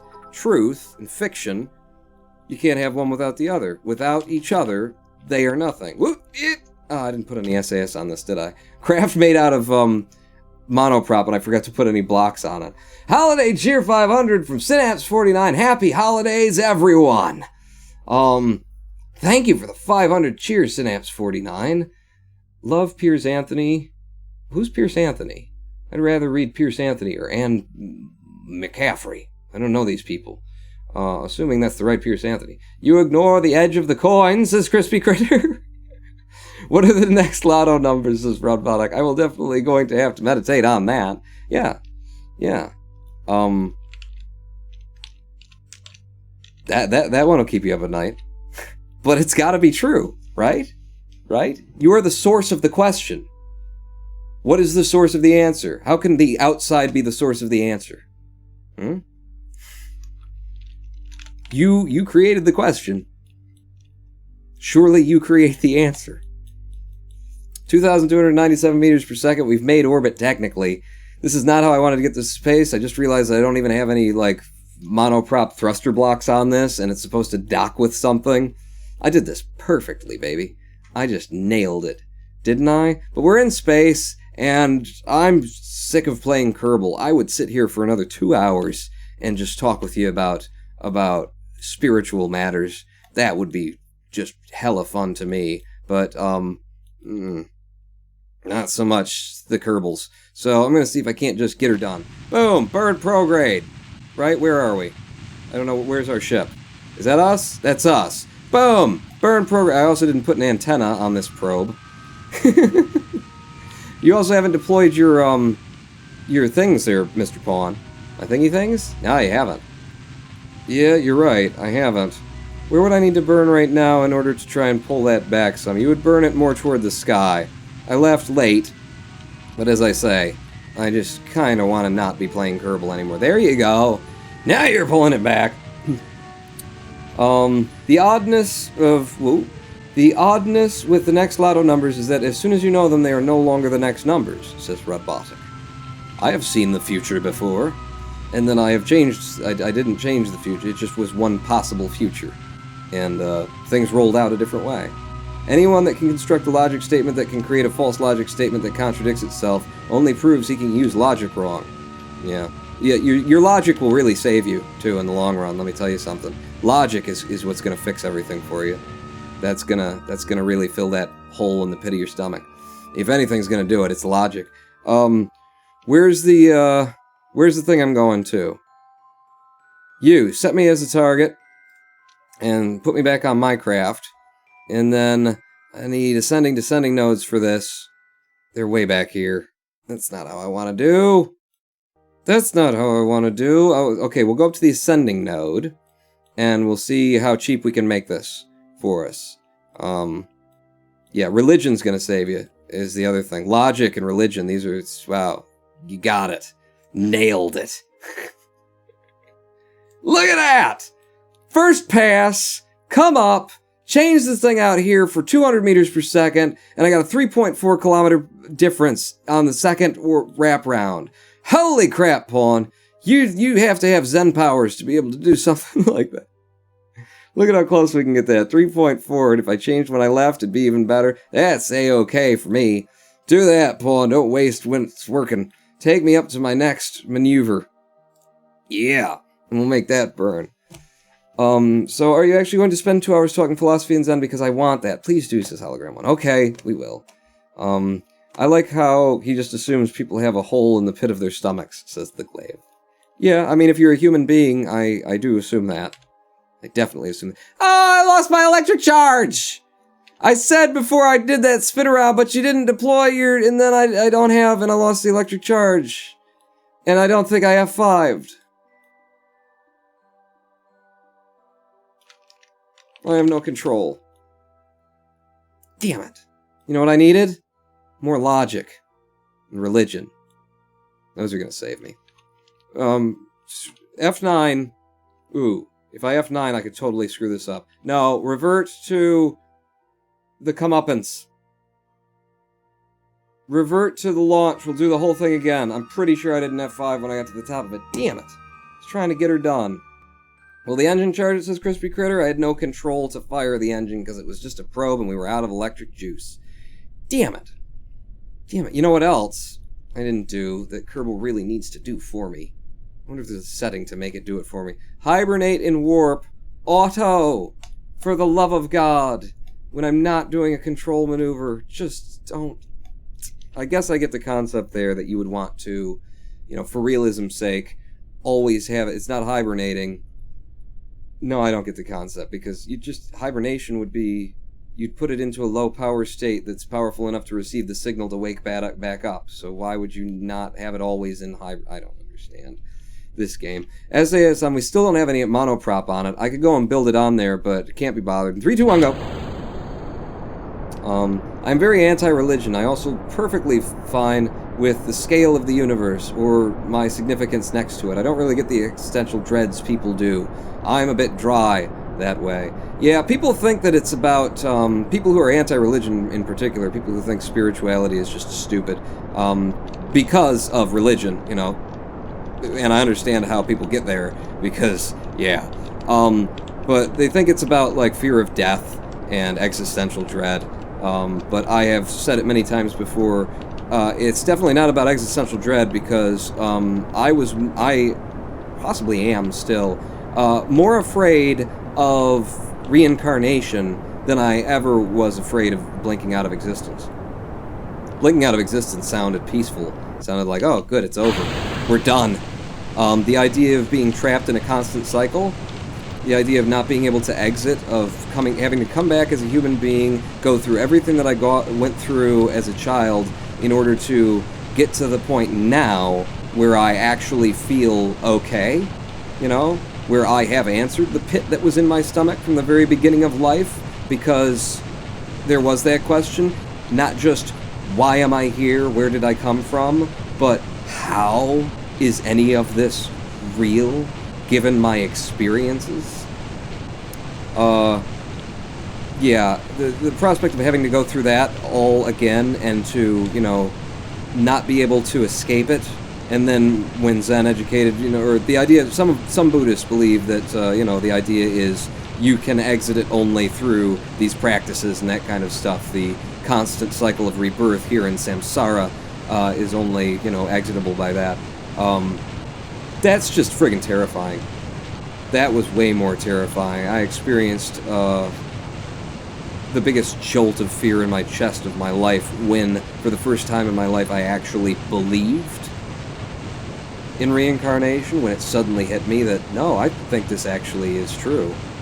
This makes more sense than all of the other theories that I've heard by my empirical evidence. Not by someone's cold calculating algebra, but by my actual experience as a human being. This makes the most sense. The moment that I entertained that, I was like, oh god, no. And I've gotten over it since then, but to a certain degree. I'm still afraid of death. Doesn't seem like a fun thing to have to go through. You know, because most of the times you don't just get hit by a bus and it's over and you didn't see it coming. Most of the times you wither away slowly. That doesn't sound like a fun thing to do. So I acknowledge and admit to I'm still afraid of death, but definitely not like inventing our own convenient religions to get away from death when our religion is far more terrifying than the notion of death itself. No, you're not a mortal being who's going to die. You are an immortal being who is stuck in a constant loop of birth and unbirth, and the only way to get out of it is through these intensely difficult practices that take lifetimes. I mean, that is Scientology level scary, right there. Does Pawn know nuclear engines suck in atmosphere, says Rex Gates? This is not a nuclear engine. I'm not firing nukes. I didn't bring nukes. I'm just using a swivel. A swivel and some of these guys, and then this whole thing is built on monoprop. I ditched the nuclear part of everything. We have 22 meters per second of delta V. We have 2 times the delta V we brought up last time on this stage. And our APWAPS isn't going to sink back into the planet there. What is this pit in your stomach you keep talking about? I have literally never felt this, says the Glaive. Well, from the moment that I was sentient, I don't know, maybe I shouldn't say it. Maybe if you don't have it, then, you know, somebody tells you it and then you go, ah! Maybe I shouldn't tell you. From early age, my existence was a problem. The way that I expressed it, and the way that I still think is an ideal expression of it, in phraseology, is what is worth doing, was the question that I put to myself. What is worth doing? And the reason why that question, as banal and unspiritual as it sounds, contains all of the most important questions of life, is, just think about it, what is worth doing? Well, in order to answer that question, I need to know how I'm here, why I'm here, where I'm going, what this is about. Is there a purpose? Is there not a purpose? And regardless of all that, I still have to figure out how I'm going to spend this life and what is the best use of my life. And if there is no purpose and no point and no meaning, then why should I waste my time doing anything for anyone else? If this is just a dream that we're having and then it's over, then, this whole notion of, be a good person, do the right thing. What's the point of that? Why, huh? What's the golden rule? Are you kidding me? We're just here and then we're dead. We're little atoms floating around the universe, right? Later, why should I do anything that isn't, directly serving my interests? You go into Ayn Rand territory. That question, what is worth doing, is the question, how do I live my life? And that's the way that I've put words around the hole that was in the pit of my stomach ever since the age of sentience, of being aware that I am me separate from you. I'm extending the solar panels immediately so I don't forget to do it again while I go off on a rant about my personal hole that I was carrying for all my life and had to go to a monastery in order to get rid of. We are 22 seconds from the Apple apps, and what I need to do now is I need to drop this stage. I need to get on my prograde. Oh, crap. There we go. Drop that stage, because you're no longer of use to me. Get on my prograde, and I need to fire immediately, because these engines don't have a lot of power behind them. And we need to get as much out of this last Delta V that we can. Negative 133 on the AppWaps. Dropping that stage now and going to this one. Okay? Hold the AppWaps out in front of you if you can. Just a little bit. Just a little bit. Let it fall behind you, and then as you gain speed, it'll come back. There you go, there you go, there you go, there you go, there you go, there you go. Where's the periapps? There it is. There it is. There's the periapps. It's coming up good and fast now. Throttle me back, throttle me back, throttle me back. Okay, and then nose down. Hold her up, and done. And done. We've got an orbit with 1,733 meters per second, and this time I actually, put my wings out. And look how they back. It looks like a dove. It looks like a dove, doesn't it? Like a birdie? It looks like a little birdie. I like it. What is worth doing, the Glaive says. Being a decent person to at least not hurt other people and at most help those you come into contact with. The point of doing is just that, says the Glaive. That answer is not inherently implicit to me. That answer didn't. I mean, I'm not saying that you should just do for yourself. You're, like I said, you're in Ayn Rand territory there, aren't you? But that's not, like, how do you get to that answer? How did you come up with that? I'm just going to burn prograde because that's what we did last time. Why would that make a damn bit of difference? If we're just here and gone, if it doesn't matter whatsoever, if you don't have any philosophy to back it up, if there's no spirituality behind it to back it up, why are you wasting your time worrying about other people? Worrying about being quote-unquote decent. Decent is a human concept. We invented it, We force what's convenient for our own set of belief structures down each other's throats and call that decency, and if you don't abide by it, well then, you're not a decent person. Like, all of these I'm playing devil's advocate with this, but I'm saying, like, that's not an answer to, how do you get there? How do you just, oh, well, I was just brought up that way. Well, congratulations, learned knowledge. You don't know anything yourself. Like, how do you get there? The point of doing is being happier in the long run, which is an entirely selfish premise. So, that's fine. That makes logic. But, is that really what we're doing? Is the question. This is what I'm just explaining to you why I have that question, or why that question existed in the pit of my stomach. Because the answers that you're giving are answers, obviously, that I might have covered either before or during the 10,000 hours on the meditation mat. And these were well before those hours on the meditation mat. Set as target. Yes, going to you. I'm just trying to show you all of the myriad questions that come up when you answer this question with those kind of statements and that kind of logic. It just keeps coming. It just keeps coming. We are a bunch of instincts designed to fire up chemical rewards when we do good stuff for the survival of our genes, with a few funny exceptions like drugs. So whatever flips your boat, if you get a high out of attending church, I won't stand in your way. Well, I get a high out of killing people. It really turns me on. I'm just pointing out the reason, because you asked, What's this pit that was in your stomach? I had questions that wanted answers. That desperately needed answers. And, I figured out ways to live, but I won't say that I had answers. I won't even say that I have answers now. I'll say that I've answered my own dilemma, is the way I'll put that. Aw, damn it! We didn't come up the same way as we did last time, and we're not as close. Well, if I drop our prograde, will I make this maneuver? I can get us closer. And then there's the wraparound with 61 kilometers. Aha! It's back there! It's back there! Tree Chopper 21! Thank you for the follow! What is wrong with you? Why the hell would you follow me? There's the intersect we're looking for. So I get more onto, you know, his line. Give me more prograde, more prograde, more prograde, more prograde. My Apwaps is going to be going up. I'm going to have a big speed difference when I get to him if I do it that way. But, okay, so from there, can I get any closer with more maneuver node work? Indeed you can, Pawn. Your maneuver node down, down, down, down, down, down, down, and 5.5 is right where it is. Now what can you do? Now a little bit more prograde. Looks like it's just going to be prograde for the rest of that. There you go. Less than 3 kilometers. Put a little bit more on, we get 1.5. That's where you burn from. That's how you 224 meters per second to an encounter, is what we're doing. F5, Pawn. Electric charge holding out? Better damn well be. I get giant bird wings flapping behind me. If you think on a huge, grand, universal scale, nothing at all matters because in 600 billion years the universe freezes and winks out of existence, you have to grasp your significance in the microcosm of your sphere of influence. Again, yes. See? The glaive. Again. Exactly. So, in that realm, then again, nothing matters. Nothing really matters. Anyone can see. Nothing really matters to God. You know, so again, now nothing matters. Why should I do anything? What's the point of existing? Why should I be bothered?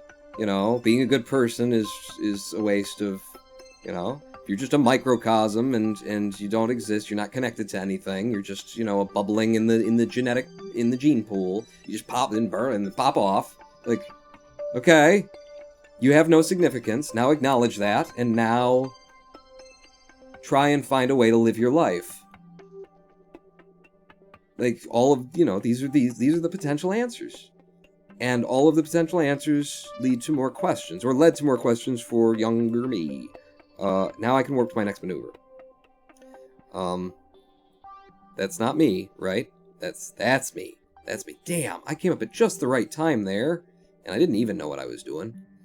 So how much does this burn? 18 seconds, so we want to start burning at 10, 12, that kind of thing. T-minus 10, 12 is when we'll take off for this burn. Find your target as you're coming up to it. There was another big post there that I wanted to read, too. It's hard. Playing a video game, I want to read your chats. I don't want to read just the big ones, but the big ones at least, you know, somebody wrote a lot, so. Steam died for me for a moment. The stream died. Oh, me too, says Ronan Tilly. Sync, I think. Oh, Pawn is chewing some wire. Dropped. I have 3,808 dropped frames total over the entire stream, but I don't see any dropping right now. I do see our node in T-minus 12 seconds burning now. Burning now on target. Yes, sir. Yes, sir. I'm just gonna burn to target. I never know which way to do this, you know? I can never decide whether to burn dead on target or to try and watch what's actually happening and get it done. I'm just gonna follow my target. I made this friggin' maneuver node. Let's use it! Okay, I'm 1.3 meters per second off of where I wanted to be. I definitely want to fix that. I'm going back over here, pushing a little bit. Yeah, there you go. Perfect. Perfect maneuver, what I wanted to do. So what's our real actual intersect now? 1.4 kilometers? Really? I hit it dead on. I did it head on. F5 from there, and in a couple of rotations, we are at the place, my friends. Oh, hi, God. Hi, God. Back to normal now, says Crispy Critter. Good. I'm scrolling up, which is why we're zooming in for some reason. A high out of killing people is likely to be bad for your health in the long run, but if you are a psychopath with homicidal tendencies, perhaps it's best to go out in a blaze of glory and not suffer your whole life, says Renan Tillies. That's, you know, these are the issues of, you know, your existence. How do you resolve all of the things that are contrary to one another, all of the things that, and all of the answers that you've got are just like, yeah, but did I Did I just learn that? Is that true? Or did someone just teach me that and now I believe it? Because they said it to me when I was young enough to believe what they wanted me to believe. I had that question anyway. I had a hole in the pit of my stomach, all my life. All my life. Obviously, it goes away when you're not looking at it. It goes away when you're happy, that kind of thing, but it always recurred and always came back. And I, regardless of what works for you, I needed a Zen monastery, because that hole in the pit of my stomach and my inability to answer questions that had plagued me since the age of sentience, and I'm talking like 11 years old, that were always there in some form or another. I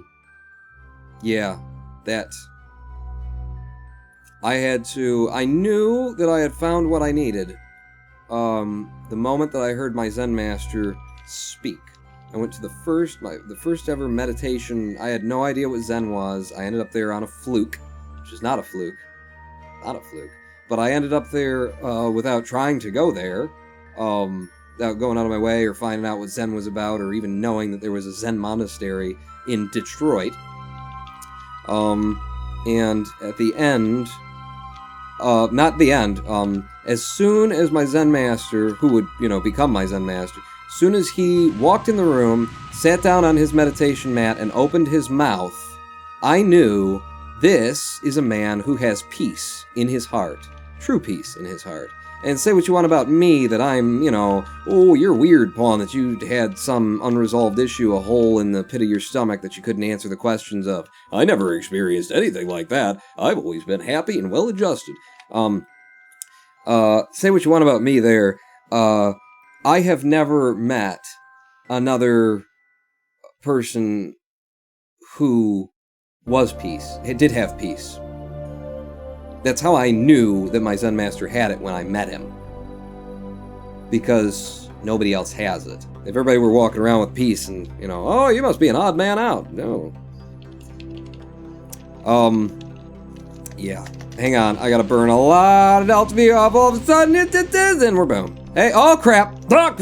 Wait, no, you need to, there. For me here. There we go, give me a little bit of velocity in your direction. Oh, no, it's passing by me again. Burn on this side, Pawn. Burn over there. Retrograde towards the anti-target. That's what you want to do. Be slowing down and heading in his direction. I don't know where he's gone. I'm just doing it by the ball now. Hey, there you are. I knew it. I knew that you were there the whole time. I mean, honestly, in my own estimation, Zen is a practice for... Zen is a practice for those who can't not Zen. Zen is not something that you want to wish on other people, is what I'm saying. It's hard, man. It's a hard knock life for us. If you don't need it, then you shouldn't be going for it. It's definitely for the desperate amongst us, the people who are really suffering on the planet because maybe they feel too much. I have this suspicion that as much as throughout my life I always felt like I didn't feel enough, like I didn't understand the people who I didn't understand other people's emotions. I didn't know how to react to them. Oops, I went the wrong direction. I need to come up from that side. I thought the craft was in a different direction. I always felt like emotionally insufficient, that I didn't get the way that other people felt, didn't know how to interact with them based on their emotions, didn't know why I was hurting people's feelings, when I was hurting people's feelings, that kind of thing. As much as a fair bit of my life would have been characterized by just not getting emotions in general, I kind of have a suspicion these days that the reason for that is not so much a natural sociopathy as a natural empathy. I kind of suspect that I understood. I was experiencing other people's emotions too clearly at an early age, and therefore built a huge friggin' wall. That's kind of how I feel these days. That's kind of what I think, anyway. Ooh, which way do I want to attach this? Well, from the butt, pawn. Oh, right. Yeah, we want it in the butt, of course. And I actually feel that there's a lot of people out there who would probably be not necessarily called sociopaths by a psychiatrist, but who have sociopathic tendencies or who don't get emotions very well. I kind of get the impression that most of that is not nature, it's nurture. It's having felt a lot of emotional pain, especially if you feel others' pain, if you actually are naturally empathic. Then, it's going to be harder.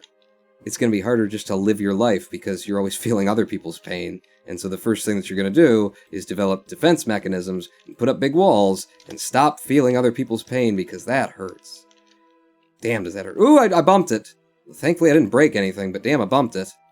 Well, thank God it's got its SAS on, apparently, because it didn't move. I did not put monoprop on this, and we realized that before we left, but I just couldn't be bothered at that point. So now we have to, do some fun things. Maybe the other craft can do this for us. I wonder if it's got any Delta V on it. Have you got any? Yes, no. No, not even a little bit. Well, you can at least face your butt to our butt a little bit. That's a little bit more on our line. I don't know. Actually, I'm going to have to spin and come straight for you. So let me just aim my butt at your butt. I'll target you. And then, yeah, put my butt toward your target. That's where you want to go. And go back to the other one. And I'll put my butt where you want a butt. There you go. It's not the module the station deserves, but it's the module the station needs. Your Zen Master sounds like someone with amazing social skills. He could have been an awesome telemarketer if he was evil enough. Yeah. Fuck you. I heard the sound of his voice and knew immediately this is a man with peace in his heart. Just when you meet a Zen Master, and now I've traveled to South Korea and I've sat with many a Zen Master. They're not all the same. And not all of them have peace in their heart either, because a lot of them are kind of just, they're monks that have been practicing for a very long time, and eventually you've got to give somebody credit. You got to say, well, you've been around long enough. You get to be a Zen Master now. That kind of happens, even though they shouldn't be. But when you meet an actual Zen Master, there's no question about it. Especially when you meet a Zen Master who's on the edge of having his own spiritual. A spiritual awakening, which I believe my Zen Master had. I can't confirm it, I never asked him. But I believe that when I met him, that he had just had a little kind of Satori event himself as well, because that just kind of makes sense, the way that things played out between the two of us, and what I remember feeling from him. And now having gone through similar things myself, I have a better frame of reference for what that was about. Damn it, I need to go down, but ever so slightly. Boy, if only there was something in the game that would allow me to, have controls in a lot of different directions with monoprop. Instead of being stuck with just having to burn from one side. Damn it, if only there was something in the game. Yeah, and you can't drive forward, so I need to go down, but I need to be coming at you very, very slowly as well. And we just need to time this damn right, and maybe I get you doing that. Okay, get you pointed at me, and then, it's very hard to tell. 3D versus 2D. Holy crap. Holy crap, pawn. Holy crap, pawn. Yeah. Yep. Ooh, butt to butt. The sexiest of encounters. We've done it. There's a Ronin pawn on the sickle. And it's kind of a sickle. We've got the hammer at LKO. I decided this was going to be a space station because, we were screwed and stuck with it. And somebody suggested it should be called the sickle. Or we have the hammer and then we got the sickle. We can have the hammer and the sickle in the same universe here, in the same solar system. And what do you know? Kind of sickle-ish.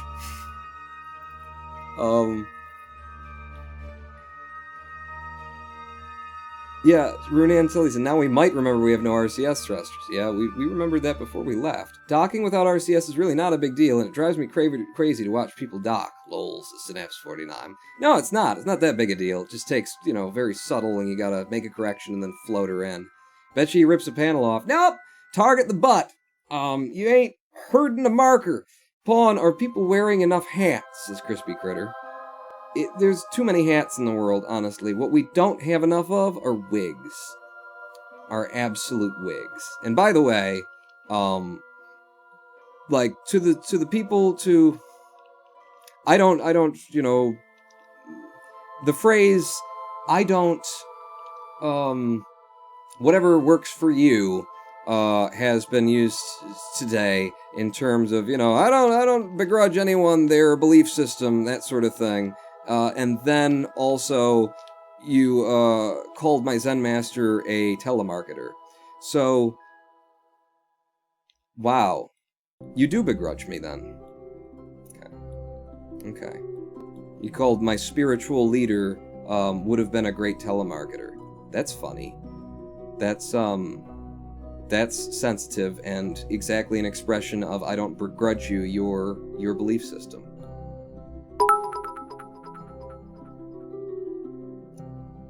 You are just a ball of ego, man.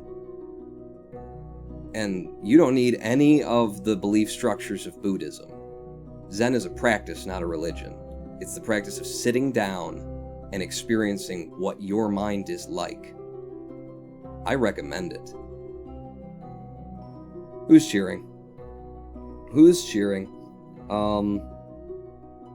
Jesus, the cheers just disappear here. What are they? Ooh, there it is. So this entire time I've been educating myself on how ore scanning and mining works. I have to say, you're in for a treat. Oh, good, Mage Lord Exilbirth. I am saying this to be absolutely hurtful as I can, but I have too much hair to put in a wig, says the glaive. Very Zen docking. Nice job, Pawn. Rune banned. No, just proving. I didn't want to get into anybody's shit, but damn, every single time you open your mouth, you're just proving the size of your ego. That can be taken a lot of different ways. I meant it as an acknowledgement of his social skills to impress you, so yeah. Just huge defense wall of ego, wants to be right constantly, gonna tell you that you didn't understand him when you understood exactly what he says. Oh, your Zen master, he should have been a telemarketer. Yeah, I was just trying to sit on a meditation mat, focus on your breath. You want to breathe from the stomach, not from the chest. Chest is where, people, who breathes from the chest? People who are nervous, people who are panicky, people whose minds are just going crazy. Breathing from their chest and from their shoulders. If you take a breath and you go, you know that feeling, right? That's pain, that's fear, that's stress, that's all the bad things. Breathe from your stomach. That's where babies breathe from. When we're born, we breathe from our stomach because we have no worries or cares in all the world. Breathe from your stomach, watch the rising and lowering of your stomach, and all this time, focus on your breath, focus on the rising and lowering of your stomach, and don't think. It's okay, you're going to think. You sit there for 10 minutes and try and do this, you're going to think. You're going to have thoughts, ideas are going to come in, you need to let them go. Every time you notice that you're off on a tangent, that you're thinking about what's going to go on tomorrow, that you're making your grocery list while you're sitting here, that you're caught up imagining a scene from one of your favorite movies or something like that, and you will drift in your mind, sitting in meditation.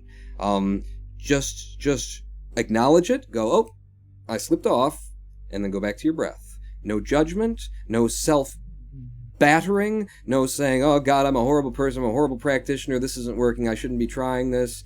That is all a distraction. That is more power to your mind that you're trying to shut the fuck up. You're trying to teach it. It's okay to be quiet. It's not your enemy. It's just been taught by a society that never shuts off and never shuts up that it needs to be always on and that it needs to be steering the car every single second of every single day. You need to educate your mind that it's okay to let go. It's okay to just be. You do that by sitting and focusing on your breath. And if you find that it's too difficult to just focus on your breath, in fact, this is actually kind of a step up from the original practice, which is just focus on your breath. Eventually, you're educated. This is one way to do count your breaths.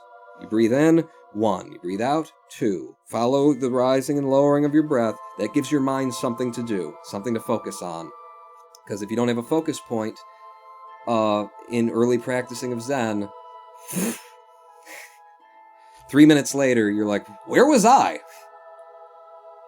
I bet your Zen master, if he lived in the Old West, would have sold snake oil. See how that also is an insult, says the glaive? Yeah, but you don't mean it.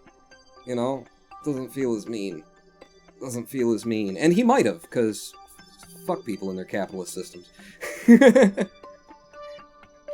Know where I learned the stomach thing? Anatomy article. Same place I learned not only breathe wrong, I also poop wrong, says Runan Chili's. Yeah, you're supposed to squat, and then that does the thing. And my Zen master wanted me to squat like that, too. By the way, that article that you read about the breathing thing, that's, about 200 years of medical science? Maybe like that? Yeah, we've been practicing these for 2,600 years since Shakyamuni became the Buddha, and before that, many Buddhas who didn't teach it. So 3,000 years we've been teaching what medical science just caught up to. Kind of like quantum mechanics. What a dick. Every single comment, more about him and his rightness. Don't worry, you do you. Pawn, is anyone doing a dedicated weekly Zen discussion on Twitch yet? Perhaps your arrival on Twitch is propitus? Prophet? Am I a prophet? What's a propitus? I don't know all the words. As your arrival at the monastery. Apparently squatting is much healthier, says Renanteles. Yep. The squatty potty video convinced me. You know what my thing is? My feet are a little pigeon-toed. So trying to squat, I end up on the balls of my feet. I can't get them flat. I can. It's very painful. It's very hard. So, yeah. I just... And then I make rainbow, ice cream come out of my butt. If Mahatma Gandhi had tried to make a living out of scamming, he would have made a killing, says Runan. Well, maybe he did. Maybe he did. I don't know about the Mahatma Gandhi. I have been told that he used to beat the crap out of his students. And I haven't been told that as a bad thing, either. Because, you know what? Certain students need the shit kicked out of them. Especially people who've never been in a shit-kicking situation, Rune. Helps them. Helps them get a little smaller. And on that note, ladies and gentlemen, we've made a space station! Woohoo! Yeah, it was fun! It was fun! My Zen master recommended to me and a fellow student. Have you guys ever, gotten the shit kicked out of you? And we were like, no. Never been in a fight, have you? We were like, no. He said, you know what? You need to go into the alley and get somebody to kick the shit out of you. Because we were so full of ourselves. Runan Tillies, go into an alley and get somebody to kick the shit out of you. I used to be pigeon-toed. I wore leg braces to correct that. Me too, Major Lord Exobirth. I guess they're better now than they were. I wore them when I was very young, and getting my pants on and off to take my squatty poos it didn't work out very well. It was very difficult getting that friggin' belt on. You got all this metal attached to the sides. But, yeah, I did that for a while as well. There's still, there's still a little bit in, and it does limit when I was doing a lot of yoga, that was a different, I was able to do a little bit more with my body, but, physical limitations, what are you going to do? I heard Gandhi was a player with the ladies. Was he? Was he? Yeah. See, a good Zen master will beat the shit out of his students. For their own health. My Zen master, I guess he didn't have it in him. Or maybe he had it too much in him, and so he wouldn't allow himself. Maybe that was the thing. I think that was probably the thing with him, actually. He's a football player, ex-football player, sports coach, college professor, by the way. Yeah, college professor, doctorate. Doctorate? Is that what you need to teach? He was a college professor, anyway. Yeah. Studied anthropology. Studied human behavior, basically, his entire life. And then turned it inside, so made a profession out of knowing how humans are, and then looked at himself as a profession as a Buddhist monk. Pretty consistent guy, really. Revert to flight? No, we did it. It's on there. I've got a Ronin pawn in space. And I don't really care that much, because this was way more fun. The funnest parts of this for me we're talking about then. I pride myself on the ability to not get into fights, says Hologram 1.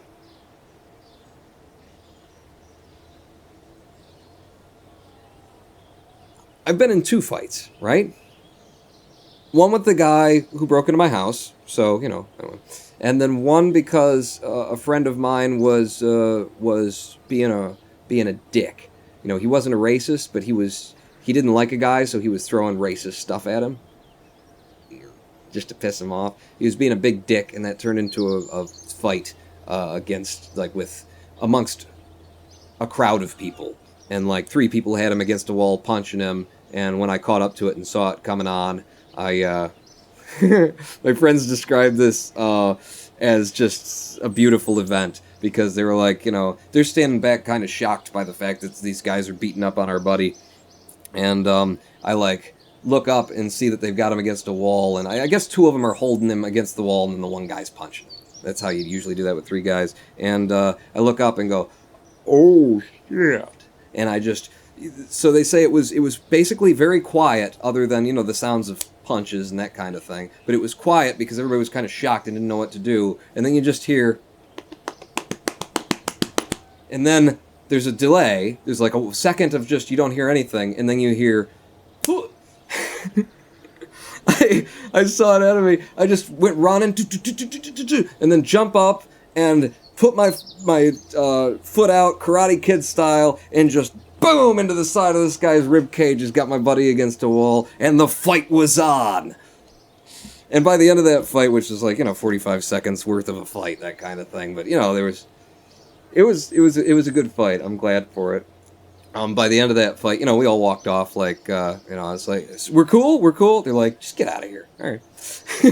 Between the 2 groups of people who ended up fighting that night. Oh, it's fun. Oh, it was kind of fun.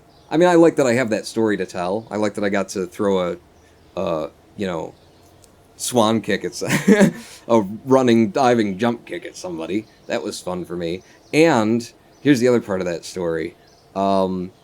So the reason why I didn't know, you know, why I was kind of late to the party and my buddy was getting punched against the wall was when we came out of this, it was a bar. We came out of the bar, our group comes out of the bar, and their group comes out behind us, you know, because the one guy was so pissed off. My friend had just been a complete asshole to him. So this guy was so pissed off, he's like chasing him down. He wants to beat the crap out of him, you know. So he's marching out, walking out, and his entourage, the people who were with Kim, the other guy who wants to kick my friend's ass, starts coming out, and I just get between, like, one of the biggest guys and him, and I'm just, like, standing there, like, not letting him walk past, that kind of thing, and he's like, oh, what? You gonna get between me and him? Your buddy over there is being a racist fucking asshole, and that kind of thing. He's saying, how are you gonna support that? And it's like, and what I said to him was, I said, it's what you do.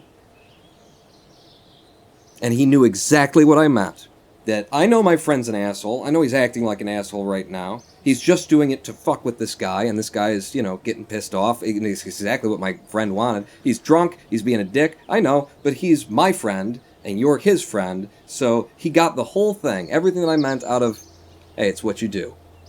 And he knew that I was serious, that I was going to stand there and block his way, and so all of a sudden, that guy was like my buddy. He was like, all right, I get you. I get where you're coming from. Okay, and so we actually end up, like, walking together along with the 2 posses that are starting to, like, war with each other, and he's like, you know, we're talking and stuff like that, and he's immediately, like, cool to me. And then I look up ahead, and a fight is broken out, and then that part happens, and I drop kick into this guy's side, and then 2 of them grab me by the shoulders, and they're trying to pull me over, pull me down. I'm trying to stay on my feet. They get me on the ground, face down, and here's what happens. One of them, like, grabs my legs and lifts them up to, like, his chest. So he's got my feet up here, and I'm down on the ground, so I'm kind of, like, pressed in a way that I can't get up from this. I'm on the ground, so you just, you know, what am I going to do? I push up? I'm going to do, like, inverted push-ups here? He's got me, like, pressed down on the ground that way, and then the guy who I'd been talking to gets over, he straddles my back, he comes over my back, climbs over me, kneels down, and pretends to punch me in the face. from the back. He pretends to punch me in the face because, he gets where I'm coming from, and I made buddies with him in the course of one sentence in front of the bar. He pretends to punch me in the face. He just whispers to me, "Stay down." Which thankfully I didn't, because I was in a fight, and it was my first fight that I'd ever been in really. So I was like, I'm not staying down, I'm not staying down, I'm not staying down. And I'll always remember that it was almost miraculous. I was able to see something that I shouldn't have been able to see. They've got me, face down on the ground, and he's holding my legs and pressing me down. There's a guy sitting on my back. He gets off my back after doing that. This guy's still holding my legs. And I don't know how I was able to see it, but with eyes in the back of my head, I could see the guy behind me who was holding my legs, how he was holding my legs. I knew everything that I needed to know. I actually watched my own legs because I mentioned I'm pigeon-toed.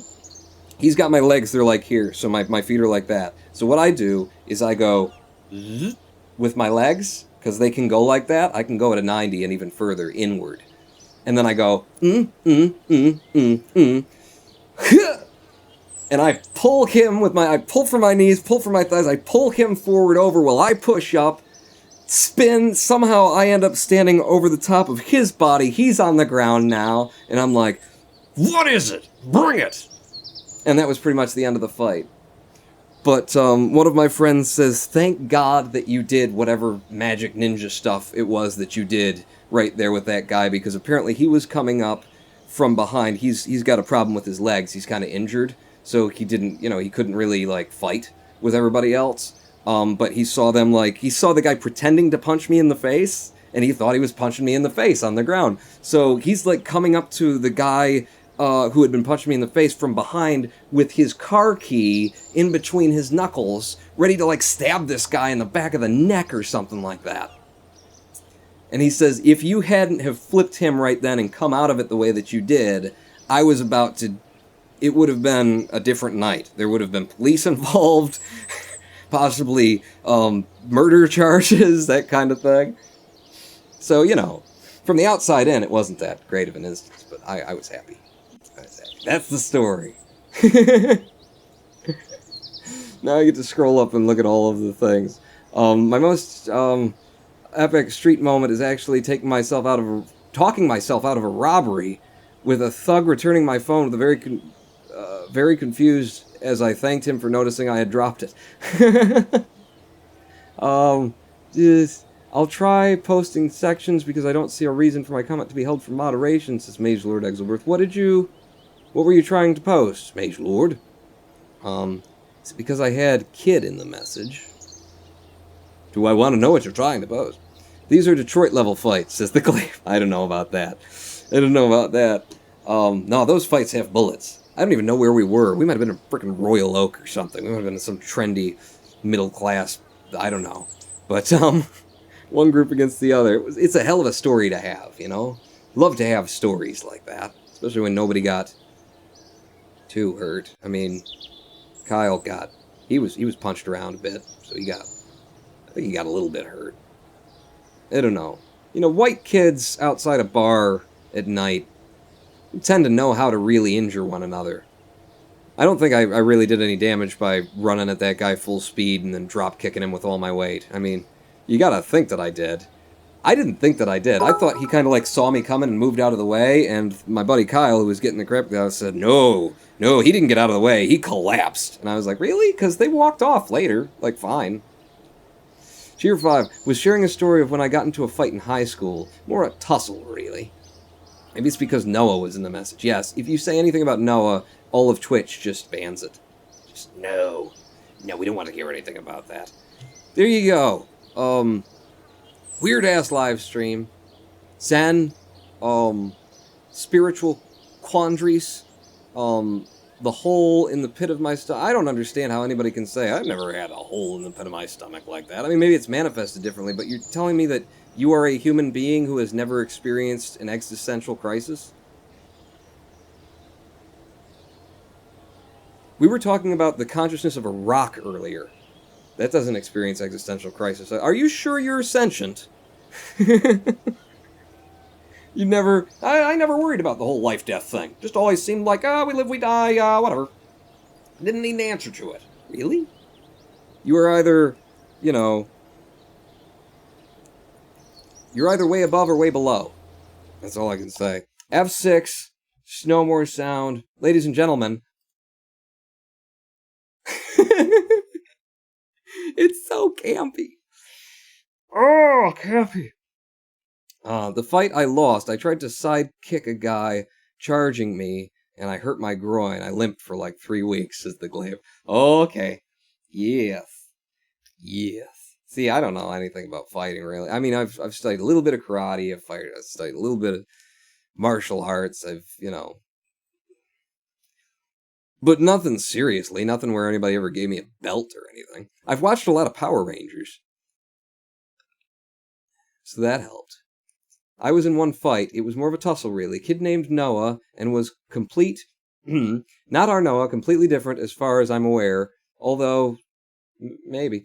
One day he decides to start it in art class. Why am I...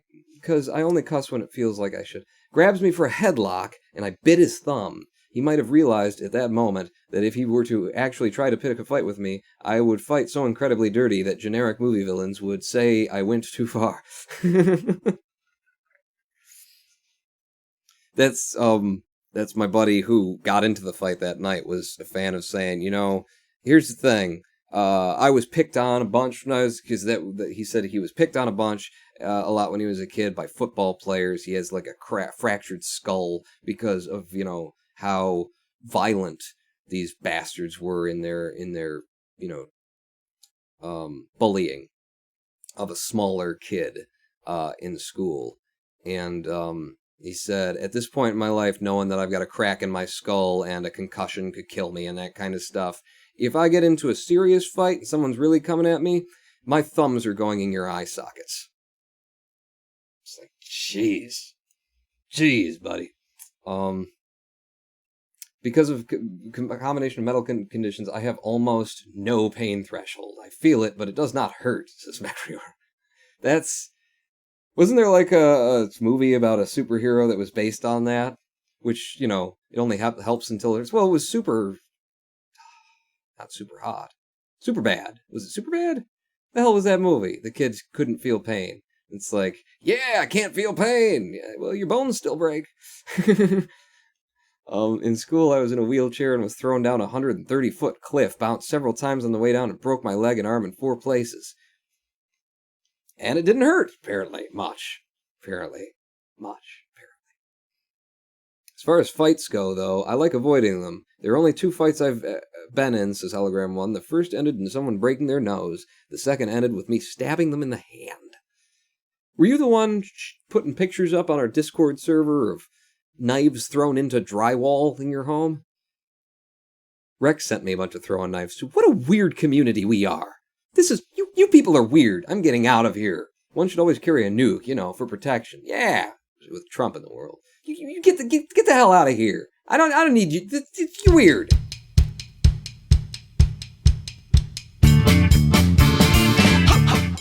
You're weird, not me.